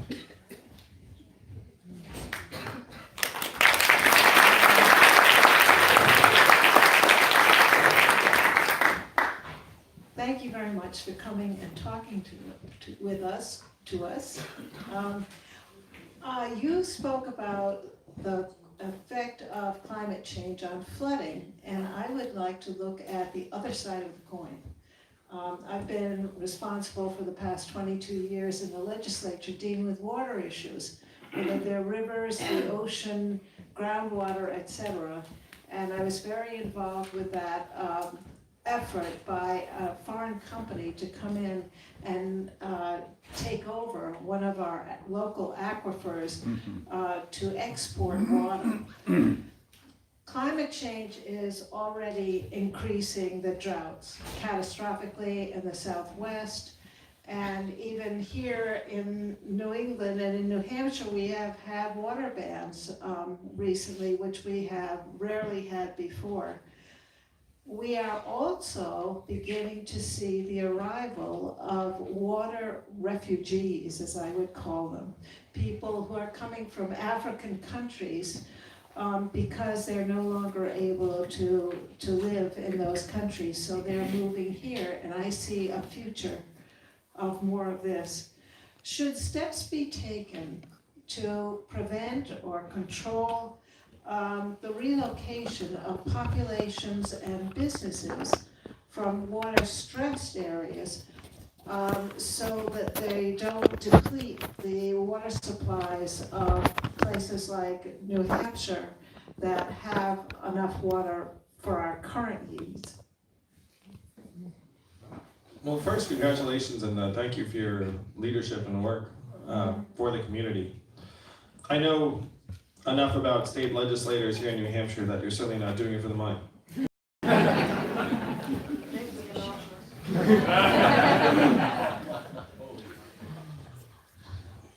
At the last debate, I was asked whether the federal government should fund climate refugees in this country. Actually, they asked, I think, 4 different candidates, and no one answered at all, as far as I could tell. And until it got to me, and I said, of course we should. We already do that. We've already relocated at least one town in Louisiana that became uninhabitable because the water line rose too high. So the climate refugees are just getting started. And if you look worldwide, many of the migrant groups that have gone into Europe were driven there by climate change, where they had crop failures and they weren't able to feed their people, and then violence broke out, and then large numbers of people said, well, I can't stay here if it's going to be violent, my family's in danger, so they started to leave.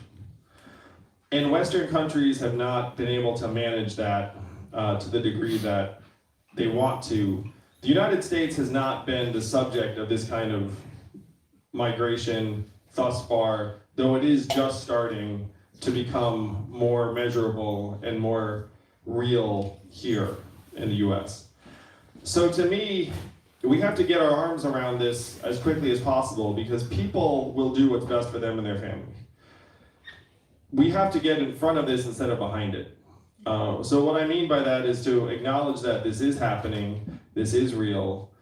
If there's a community that is losing its ability to provide water to its people, then of course the people are going to leave.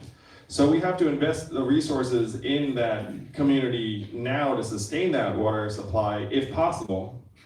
And then acknowledge, if it's not going to be possible, that if these people are going to relocate, where are they heading? Where would be the best place for them to go? You don't want them to go to some place where they're going to strain those resources additionally. You'd want them to go to some place where, let's say, this particular commodity is not an issue. Now, our government has been asleep at the switch on many, many problems over the last number of years and decades. I'm passionate about technology, as many of you know. How many of you knew that the federal government got rid of the Office of Technology Assessment in 1995? So if our government feels like it's 25 years behind on technology, we absolutely are, because we actually got rid of the group that's supposed to tell our legislators about what technology issues are coming 25 years ago. So if that seems like very poor timing to you, I agree. And the same is coming true now when it comes to the ravages of climate change. I'm an entrepreneur, and many entrepreneurs, I'm gonna stand up for fun. Now, many entrepreneurs don't like government as the solution. The problems that we're facing right now are so massive that there is no solution that does not involve an active, invigorated government. And certainly the problem you're describing of climate refugees is in that category. There is no body that can adapt and provide resources for significant migrations of people that is not our government. So we have no choice but to help our government speed up so it can actually address these challenges in a real way before people just vote with their feet and just head to places that they think are going to provide a better way of life for them and their family.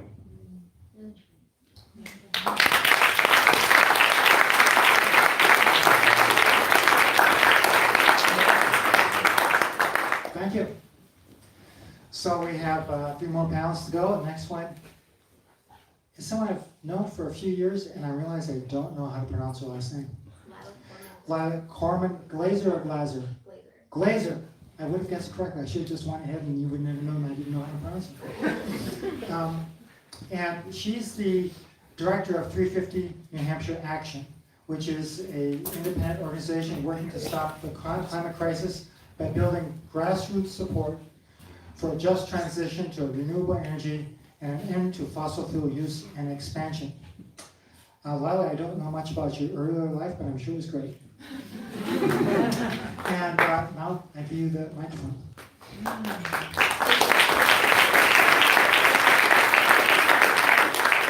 purposely didn't give Michael any details about my bio, so he couldn't say anything. So my name's Lila, I'm the director of 350 New Hampshire Action. For those of you who are familiar with 350.org National, 350 New Hampshire is an independent group, so we are not legally or financially attached to the national org. And just as a disclaimer, my being here is not an endorsement. So I got involved with climate activism for the first time about 8 years ago when I was still a teenager. And I'm sitting here today, 8 years later, because for the past almost decade, I've been watching my elected officials and the people in power ethically fail my generation by completely ignoring and failing to take action on the climate crisis. For sure.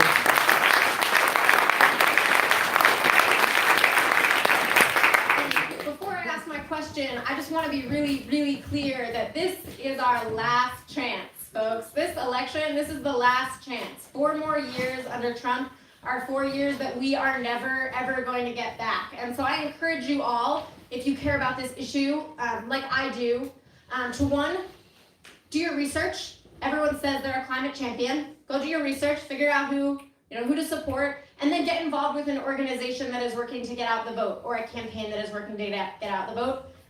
Because if we don't, it's going to be too late. All right, I'm ready to ask my question. So I was really happy to hear you talk about the problem of fossil fuel exports from one country to another. In this community, in this room, myself included, many of us have spent a large part of the past 2 years fighting to stop the Granite Bridge fracked gas pipeline. For those of you who haven't heard of it, it's a proposal to build a massive pipeline just a couple miles away from here. It would cost New Hampshire ratepayers a couple $100 million, threatens our health and safety, and locks us into fossil fuel use and dependence for decades to come. And now part of the reason, because it feels like these pipelines are always happening, and part of the reason that New Hampshire is constantly under attack from fracked gas pipelines is the industry's desire to get gas to the coast for export.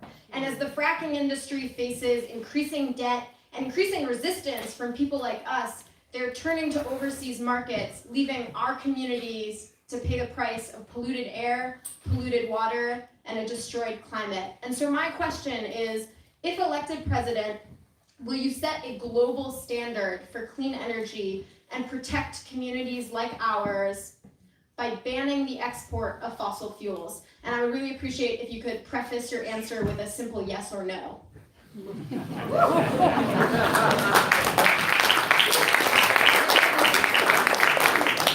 I'll stand up. First, let's give Lila a massive round of applause. Yeah.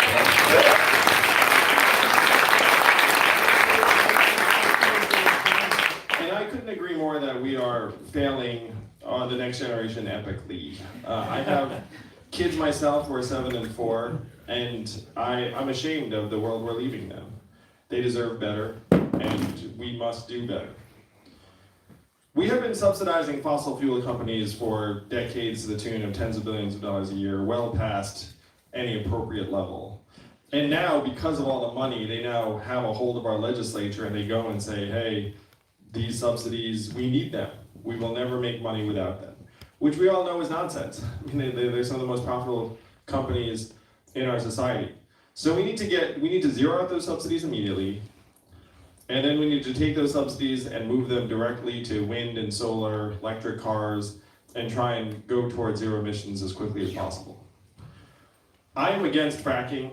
I'm against fracking pipelines in communities that want nothing to do with them. I have seen that fracking has really almost nightmarish impacts on some of the communities that are close to the sources of energy. When there are people that are living there, they suffer in the same way. That right now in this country, if you have money on one side and people on the other, which wins? Money. Money. And that's what we have to change together as a country.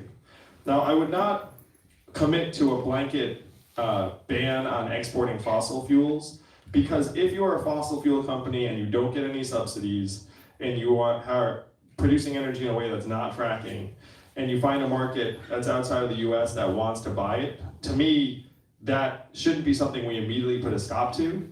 But I would say that the government should not be subsidizing these firms at all, and should be moving our energy production towards sustainable sources as quickly as possible. If there are legacy firms that are able to find a market in another place, like, I don't think banning that necessarily is helpful, but I would say no to fracking, no to pipelines, and no to putting dollars over our kids' health.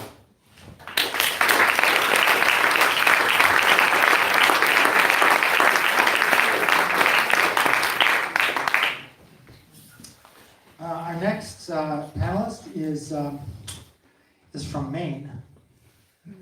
I was trying to get all our panelists to be from New Hampshire, and he snuck in here. He has the environmental science and policy role in the panel, and he's the chief scientific officer at the Gulf of Maine Research Institute in Portland, Maine. He also runs the Climate Change Ecology Lab. He's an expert on how climate change impacts ocean ecosystems. He's actively working to bring climate information into decision-making for marine resources, including fish, whales, and lobster. He was the lead author of the Oceans and Marine Resources chapter of the 4th U.S. National Climate Assessment, and that's a pretty big deal.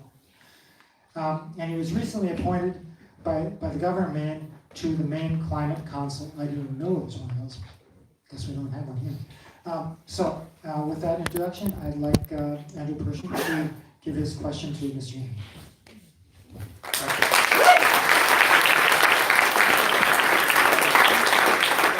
I appreciate being allowed in New Hampshire. My institution is known for our work documenting the warming trends in the Gulf of Maine, looking at the impact on species like lobster, like cod, like whales, and shrimp that you mentioned.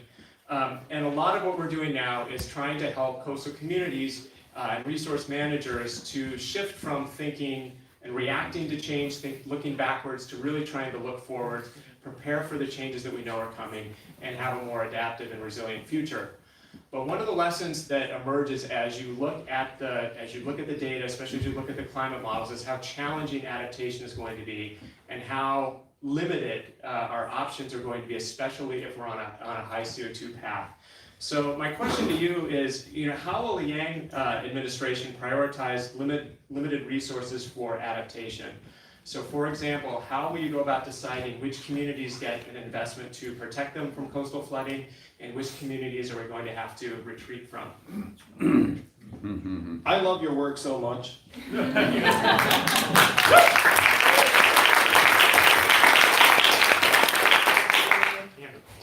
Yeah.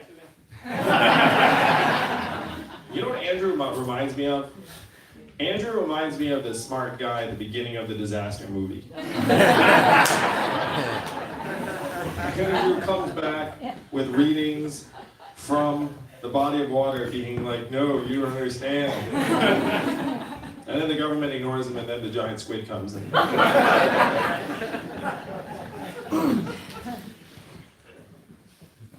The premise of my campaign is that we have to rewrite the rules of this economy to work for us and our people, because they are not working for us now. And I have some insight that many Americans do not have into what a giant fabrication it is that we do not have the resources to do better for our people. I'm going to give you an example that most of you will remember. Do you all remember voting for the $4 trillion bailout of Wall Street 10 years ago? Too big to fail. Do you remember anyone looking around saying, we're going to get the money for that? Where are we going to get the money? $4 trillion, that's a lot. I don't remember anyone saying that. We had a choice 10 years ago, bail out the banks or keep Americans in their homes, and we chose the banks. When it's time for the banks to get their hundreds of billions of dollars, or the companies to get their $1.5 trillion tax cut, which Trump passed a couple of sessions ago, no one ever looks around and says, where's the money? But if you have a coastal community that says, hey, we need to invest in an impending disaster because our producers are about to have their volume go down, and then people who literally invested generations in these businesses are about to see it go down the tubes, and no one there is remotely ready for it, then right now our attitude is like, your problem, you're on your own, we don't have the money for that. So when you ask, how are we going to pick and choose which communities to invest in? We are the richest, most advanced society in the history of the world. Our economy is up to 21 trillion and counting. I have been with, and I'm even friends with, some of the wealthiest people in our country. There is unimaginable wealth in this society. It's just not being put to work for us.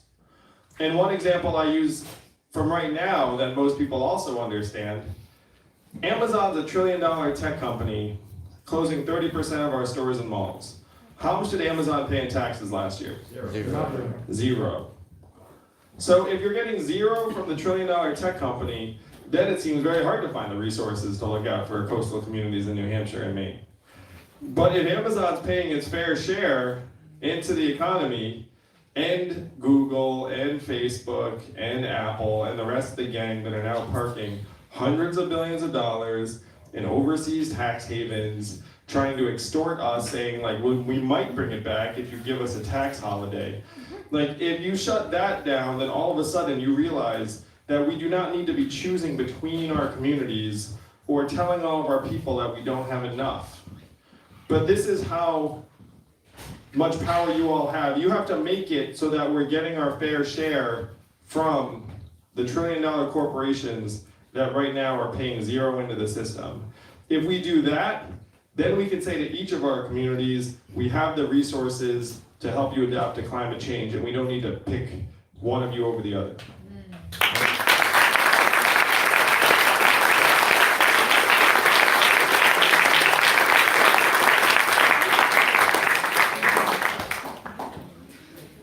Well, finally, our last panelist is Reverend Michael Leichenberger. Did I got that right? Okay. And he's taking the role of faith community representative on this panel. He's a minister of the Concord Unitarian Universalist Church. I must be a member of this church.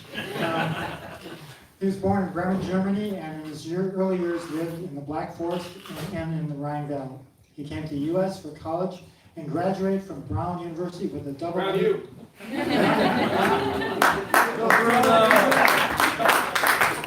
So his first double major was in chemistry and environmental studies. And then he worked as an environmental consultant under contract at EPA.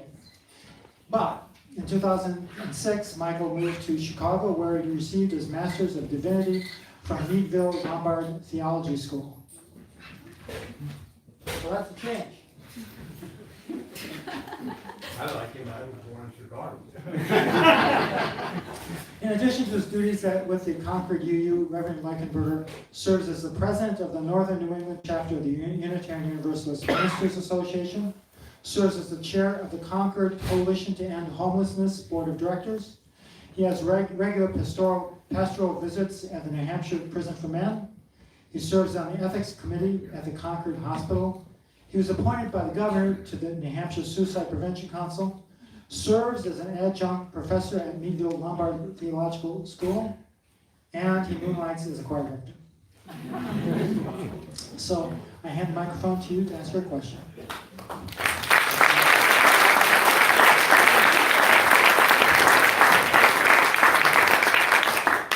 Yes, I'm a preacher. I love this microphone, so thank you for giving me this opportunity. But really what I want to say, it feels a little bit like we're preaching to the choir. And I love being in this room, the energy, and everyone sort of behind that consensus that you started talking about, right? That is core to moving this along.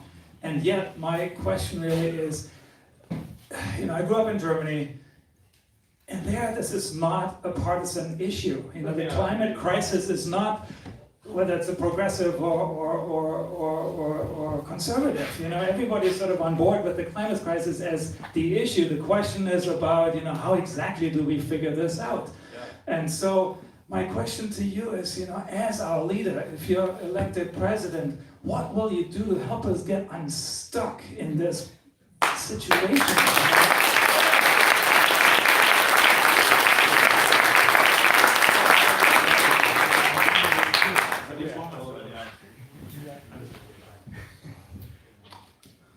You probably sense this about me, but I believe in science.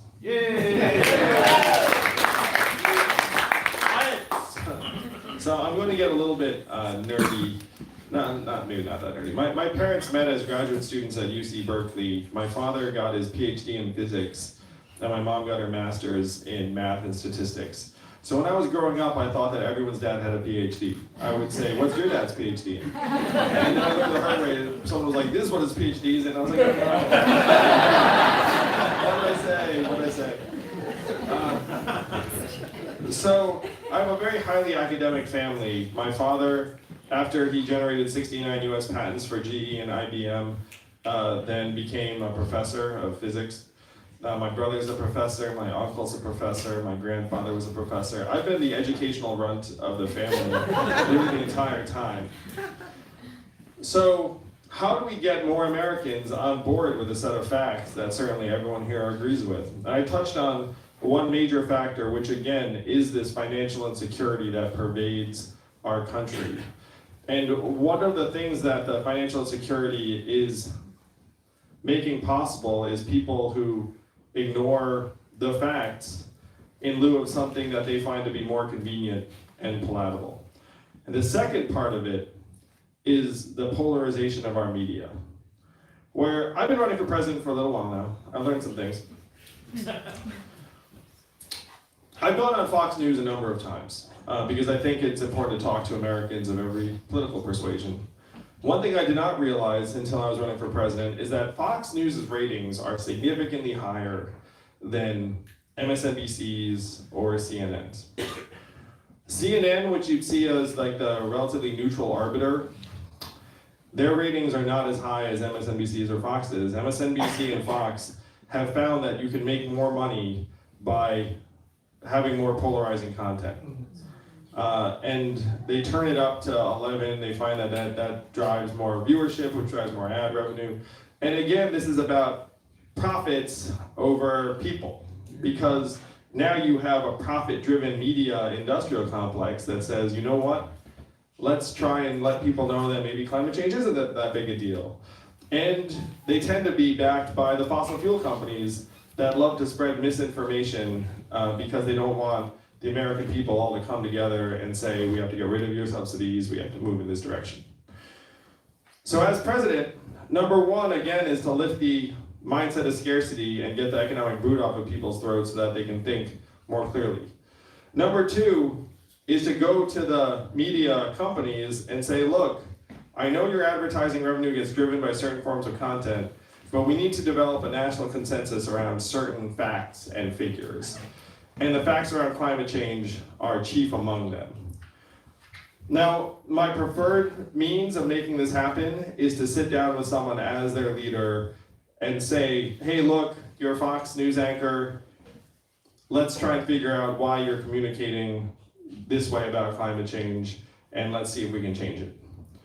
I believe if we get enough key opinion leaders in certain places on board with the fact that climate change is not a partisan issue, and we make it so that people feel like their future and their kids' future is secure, then we can build much more national consensus and unity around climate change and the facts of climate change. That's not going to be easy. I don't think you can get 80-20, but you can certainly get it up to a point where we'll have enough unanimity to take much more dramatic and concrete action to address this crisis that threatens us all.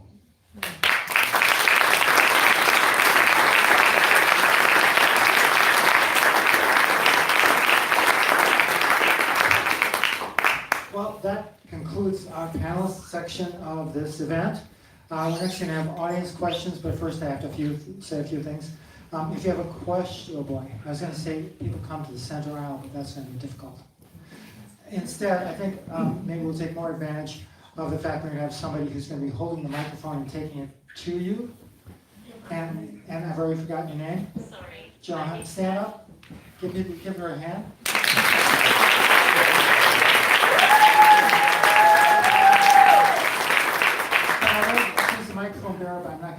right away. He needed to have to say a few more things.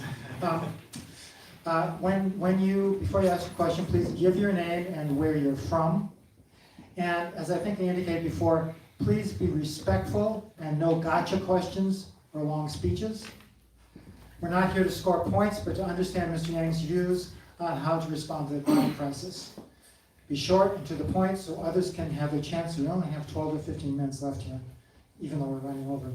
And please limit your questions to ones that have to do with climate policy, because that's what this thing is all about.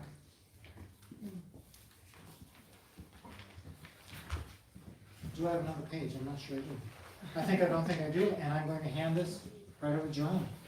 And the first question, pick the first hand.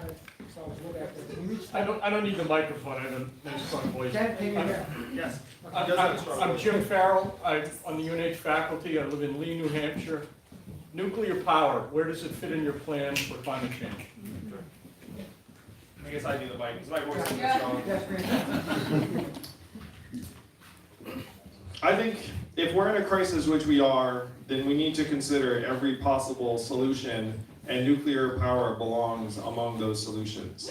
I would invest in next generation nuclear reactors that have many virtues that are absent from some of the previous nuclear reactors.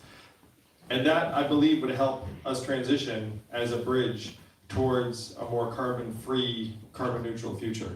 The other big thing I would do, and I referred to this a little bit earlier, when I talked about how the economic measurements right now don't include climate change, what we have to do is we have to actually transform our economic measures to focus on how we are doing, which then brings climate change front and center. So right now, how do we measure our economic progress as a country? GDP, corporate profits, and to some extent, headline unemployment. Those are the numbers that get thrown to us every day. Now again, the cost of climate change, if it was incorporated into things, would be trillions and trillions of dollars that right now does not hit the bottom line. GDP, I believe, is the wrong measurement. Because if you have a town that gets flooded and flattened, that's actually good for GDP. Because you have to spend money on rebuilding that town. I don't know how much of you knew that. So climate change will be good for GDP, because we'll just be sitting here building and rebuilding everything over and over again. Even the inventor of GDP said 100 years ago, this is a terrible measurement of national well-being, we should never use it as that. And here we are 100 years later riding it off a cliff. I know, it's pretty embarrassing if you think of it that way. So as your president, I will modernize GDP to focus on how we are doing. So that's our children's health, mental health and freedom from substance abuse, clean air and clean water, proportion of Americans who can retire in quality circumstances. And if you change the measurements into more human measurements, then obviously having an inhabitable planet becomes key. And that when your environment degrades, that has an immediate negative effect on your measurements. Like we all know that climate change is already having a negative effect on kids' respiratory issues and like many other things.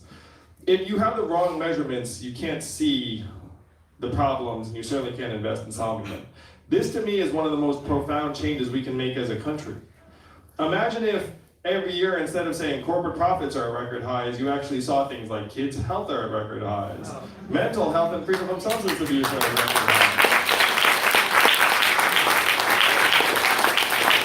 And this is not just a feel-good thing, because right now corporate profits are at record highs. You know what else are at record highs in the United States of America right now? Depression, anxiety, student loan debt, suicides, drug overdoses. It has gotten so bad that our life expectancy has now declined for the last 3 years in a row because suicides and drug overdoses have each overtaken vehicle deaths for the first time in American history. You know the last time our life expectancy declined 3 years in a row? Spanish flu of 1918, a global pandemic 100 years ago killed millions. So if you have corporate profits and GDP going up and people dying sooner, which do you listen to? Right now, unfortunately, shockingly, we're listening to the first. We're saying, hey, everything's great, everything's great, everything's great, and then we and our kids know that things are not great. So you're looking up being like, why do they keep telling me that things are great when I can sense that there's a mental health crisis in my community, like my neighbor's kids are addicted to drugs or smartphones, like all the we laugh, but it's true. So if you change these measurements, you change everything, and then you can genuinely incorporate climate change into economic progress in a way that all Americans can understand. And this is one way we can generate consensus. To your question, Michael.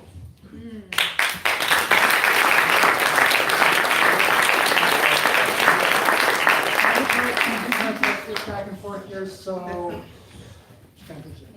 this is totally arbitrary. Hi, my name is Emma. I'm from York, Maine, and I'm a volunteer with the League of Conservation Voters. I want to know, how does your climate action plan work to ensure that a transition to a clean economy will be just and equitable for all Americans?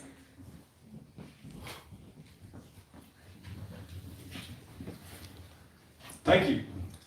Again, it's about actually having that as your priority.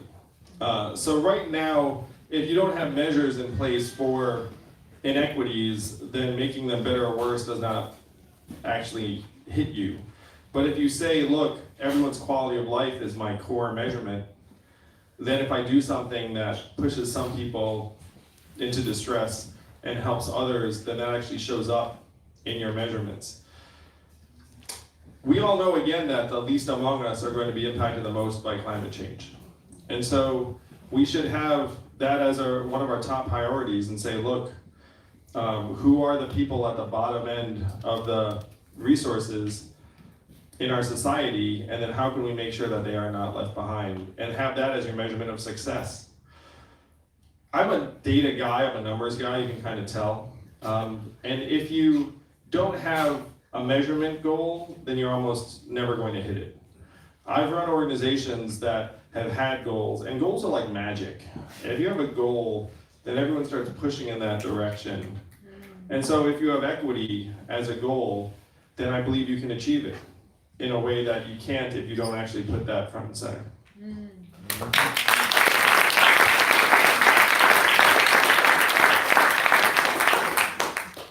Hi, I'm Allison Howland. I'm from Durham, New Hampshire. The fossil fuel industry has known that they were causing the climate crisis for decades, yet they continue to make billions of dollars off the destruction of our planet and my future. How will you hold fossil fuel industry executives accountable for their crimes?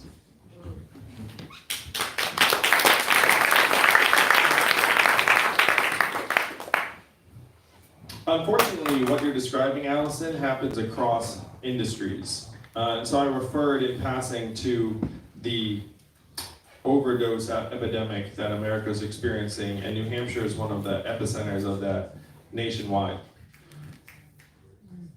That was a man-made epidemic.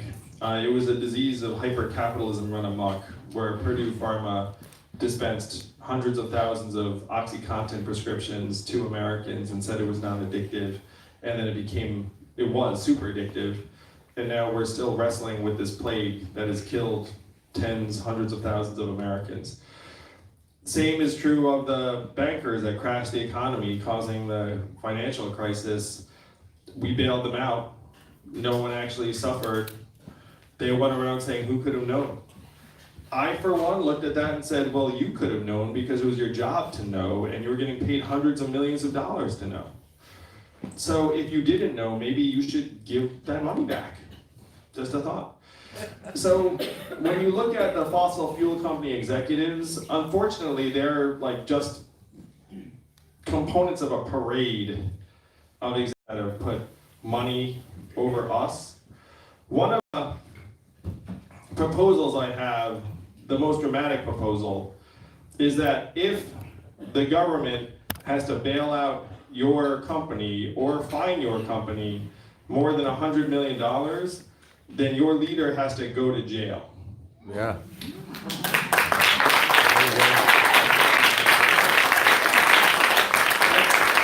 And this is born of what I saw when I looked at the opiate epidemic.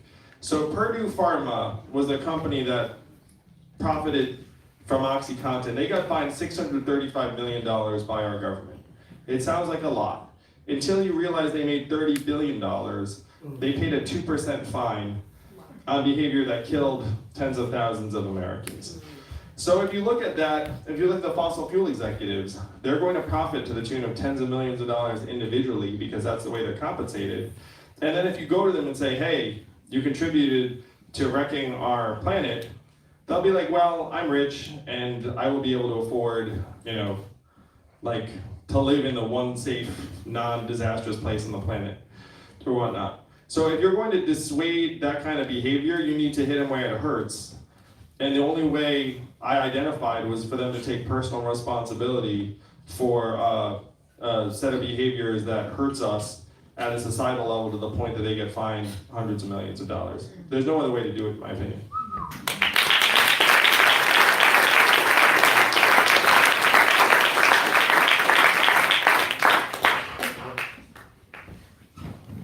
Hi, I'm Doria from Durham. Thank you for being here. Planes, trains, and automobiles, what does a Yang American transportation future look like? Thanks, Doria. I love it so much. Love it. Okay. Let me tell you all about it. I love trains. So I'll put that out there. I've been to other parts of the world where you have these high-speed trains that feel like magic to an American. Because you go the equivalent of a distance between New York and Boston in like 85 minutes. It feels like you're bending the laws of time and space. And each of the stops along that rail then becomes an enormous community. Because then you can commute to the equivalent of downtown Boston in 40 minutes. And then that actually becomes very reasonable, even though that 40 minutes might be 65, 70 miles away. That said, the United States of America does not have that many corridors where high-speed trains make sense. We don't. I wish we did.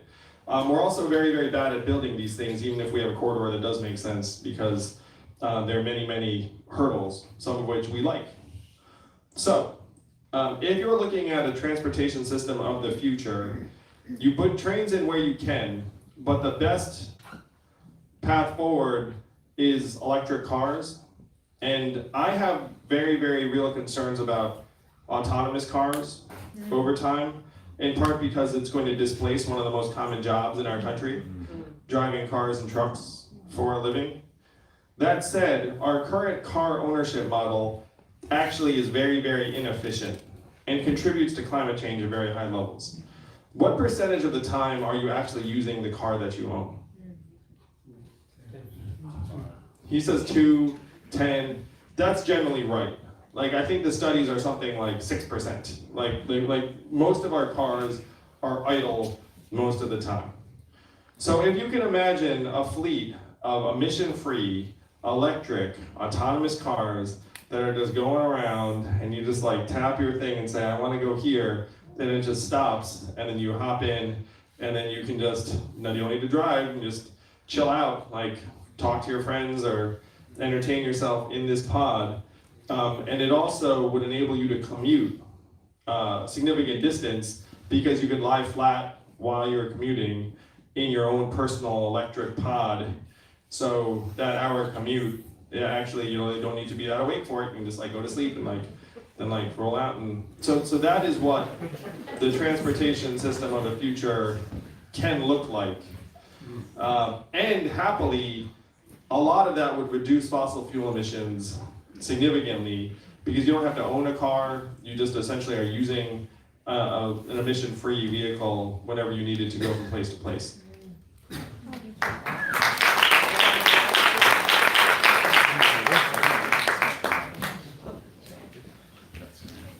Hi, my name is Phoebe. I'm from Rye. I'm an intern with the League of Conservation Voters. I'm a member of Generation Z. So I am moved by candidates and elected officials who have committed to achieving 100% clean energy and net zero carbon pollution economy-wide by 2050. And I'm aware that you've already committed to doing so. But my question to you today is how you plan on doing so as president. Thank you. Yes, I do want carbon emissions by a little bit before 2050.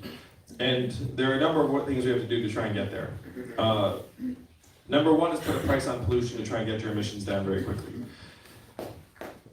That's a huge move, because right now these companies that are emitting, it's like, what are they paying? They're not paying anything. So you make them pay, then all of a sudden their behavior changes, you get emissions down, you get tons of resources then to push towards renewables in wind and solar, and I'd said nuclear, which I believe has to be part of the puzzle.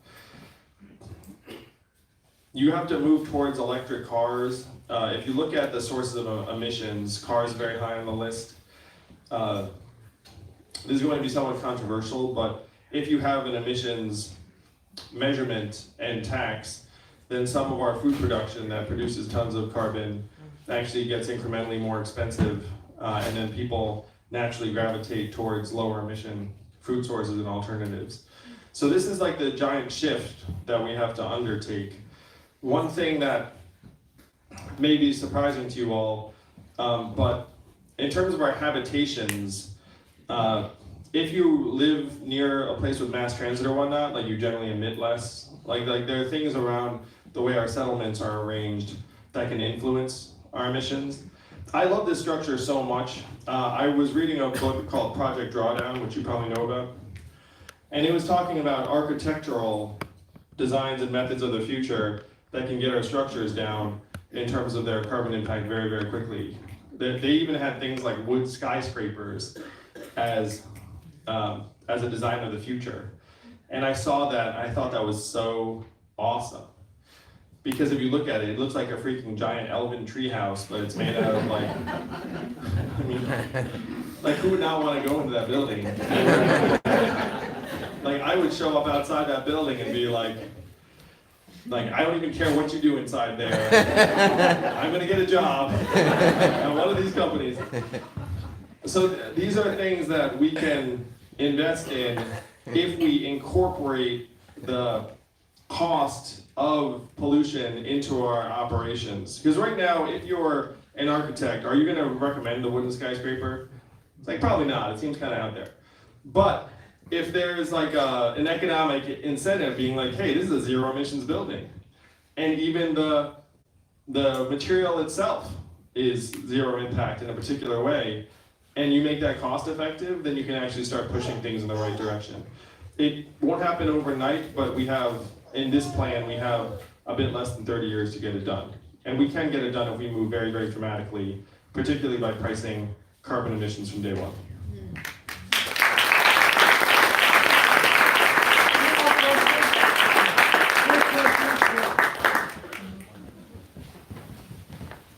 It's so fun though, I love these people.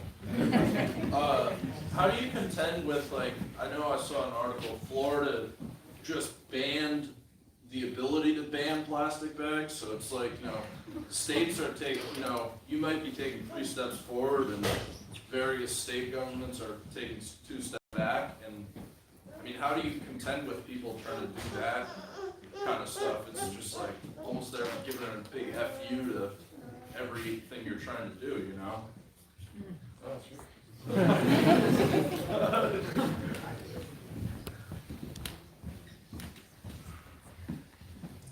So putting a price on things is super helpful. When I'm in Asia, they actually make you pay for the plastic bag. I don't know if you've been places that have that. Do they have it in your town too? That changes behavior so quickly. Like as long as even though the cost is insignificant, you're like, I'm not gonna pay 15 cents for your bag. And then you're like, how much is a reusable bag? And you get one and you start carrying it around. In America, we are a little bit fixated on free, Like to me, if something has an incremental cost, you have to have people see that cost, and then you can change behavior. If there's a particular state that's trying to stand in the way of that, we do live in a country where you can have certain rules that can, frankly, govern some of these behaviors in various states. Now, I'm not the most heavy-handed guy in the world where I like to try and do a combination of carrots and sticks. But But certainly, I think having, for example, like a national surcharge on plastic bags would be a very reasonable step at the.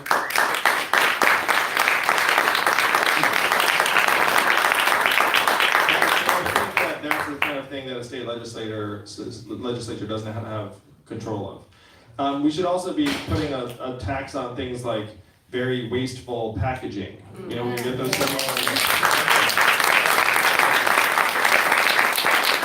So the challenge really is to put a cost on the things that have a cost to us all. If we do that, then I believe we can make very, very rapid progress. How's my timeline, my team?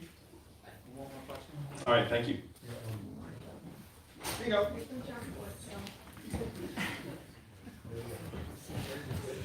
Michael Warnock, I'm actually 5 houses down the street. My question is, in a common day where there's so much misinformation from both political pundits, industry, and social media, such as today where Zuckerberg just said he will not combat false ads on Facebook.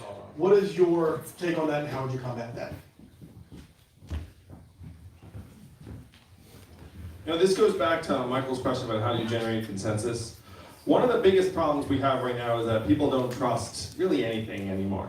And I looked, do you know what our trust in media is right now on a percentage basis? It's something like 27%.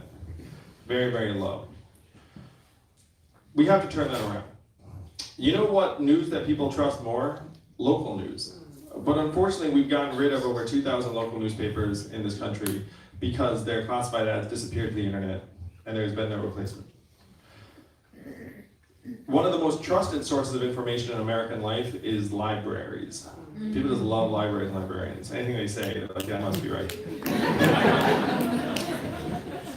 So one thing we can do is make libraries hubs of information and even start to take on some of the roles of local papers and put philanthropic and public resources to work in having these new sources of local information take root. It'll also give libraries more to do, and our public trust in them is very high.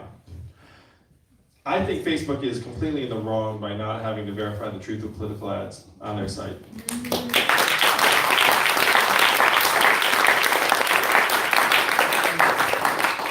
And I propose something that other people, find controversial, but if you put two dangers side by side, danger number one is we descend into a cacophony of half-truths and no one knows what the facts are, and you have deep fakes. There's a picture of me like doing something reprehensible and everyone's like, oh, it must have happened because there's a picture.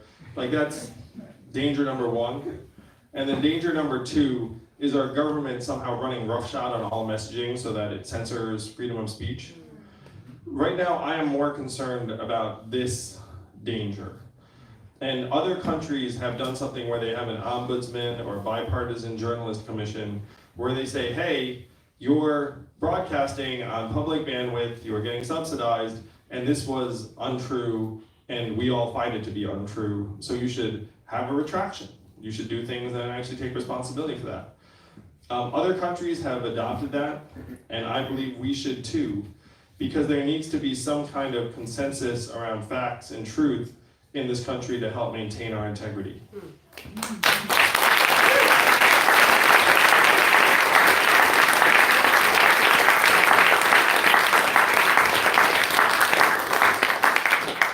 Well, I want to thank everybody's here tonight, and it's been a really good conversation. I think we've gotten further into climate than any other place I can think of. I applaud Mr. Yang and his campaign for participating here and his dedication to meeting the climate crisis head on. I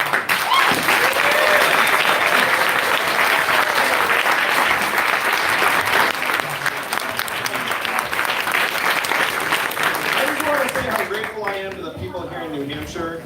I was completely anonymous 10 months ago or so, and now we raised $16.5 million and are rising fast. But we need your help to make this case to the rest of the country in 33 short days, because as people here said, we do not have that much time. We need to fix this for the sake of our children. Let's do it together in 33 days. Let's make history. Let's go, Andrew! Standing up here, you can sing a song. But I think it's time to go in. People have not signed up for future climate forums. There's a forum on the He doesn't have time for selfies. Thanks, everybody. Alright, so Yang Gang, he smashed that forum out. I thought he did a really, really good job. And I know y'all want me to talk to the strike lady, who is most definitely probably burning, bro, if I had to make my guess. Some of y'all put that in the chat, but that's what I think too. I think so. We should stop her and talk to her. I don't know if I want to tangle with them. Everybody's swarming Andrew right now. Yeah, but he does everybody's not trying to have swarm time Yang, but he's got another event to go to. Yeah, it's starting in like a couple of minutes, and it's like 20 minutes away. Which you may or may not go. Depends on what little Yang gets. Yeah, we've got to touch base for sure. We got to make sure everything's going. But anyway, Yang Gang, we love you. Thank you for the super chats. Any of our donation links that you need will be in any of the other videos. Just click the little drop down box. Like, share, subscribe. Donate if you can. Yeah, if we get any interviews with anyone, we will upload them to the channel so y'all can see them. So We're gonna let y'all cheat me out. Or cheat us out. We love y'all. That's how we keep y'all watching, y'all. Yeah, we're gonna, build the. Are we going to the next event? I don't know. We don't know yet. If you To be see it pop determined. up, then yes. If you don't see anything pop up, then I'm gonna say no. Hanging. But if not, even if not, we got more events coming tomorrow. What time is the first one? First one is. I don't have the paper. The first in front one of is me. tomorrow. Tomorrow. Just pay attention because. And I will the channel. tweet it out before we go live. So at Bbox Reality on Twitter and at Crystal's Lady. Important email to the channel. Alright, we'll see if we can We find will it. definitely check out the important email. Thank you so very much. Megasphere. Thank you. Megasphere. Control. We love you. Crystals. Crystals lady. Like I do love Christmas stuff. Like healing crystals. Like your chakras and your energy. Andrew's out the door, and so are we. So Andrew is going out the door as we speak. we will see y'all soon. We love you, Yang Gang. See you on the next one. Okay.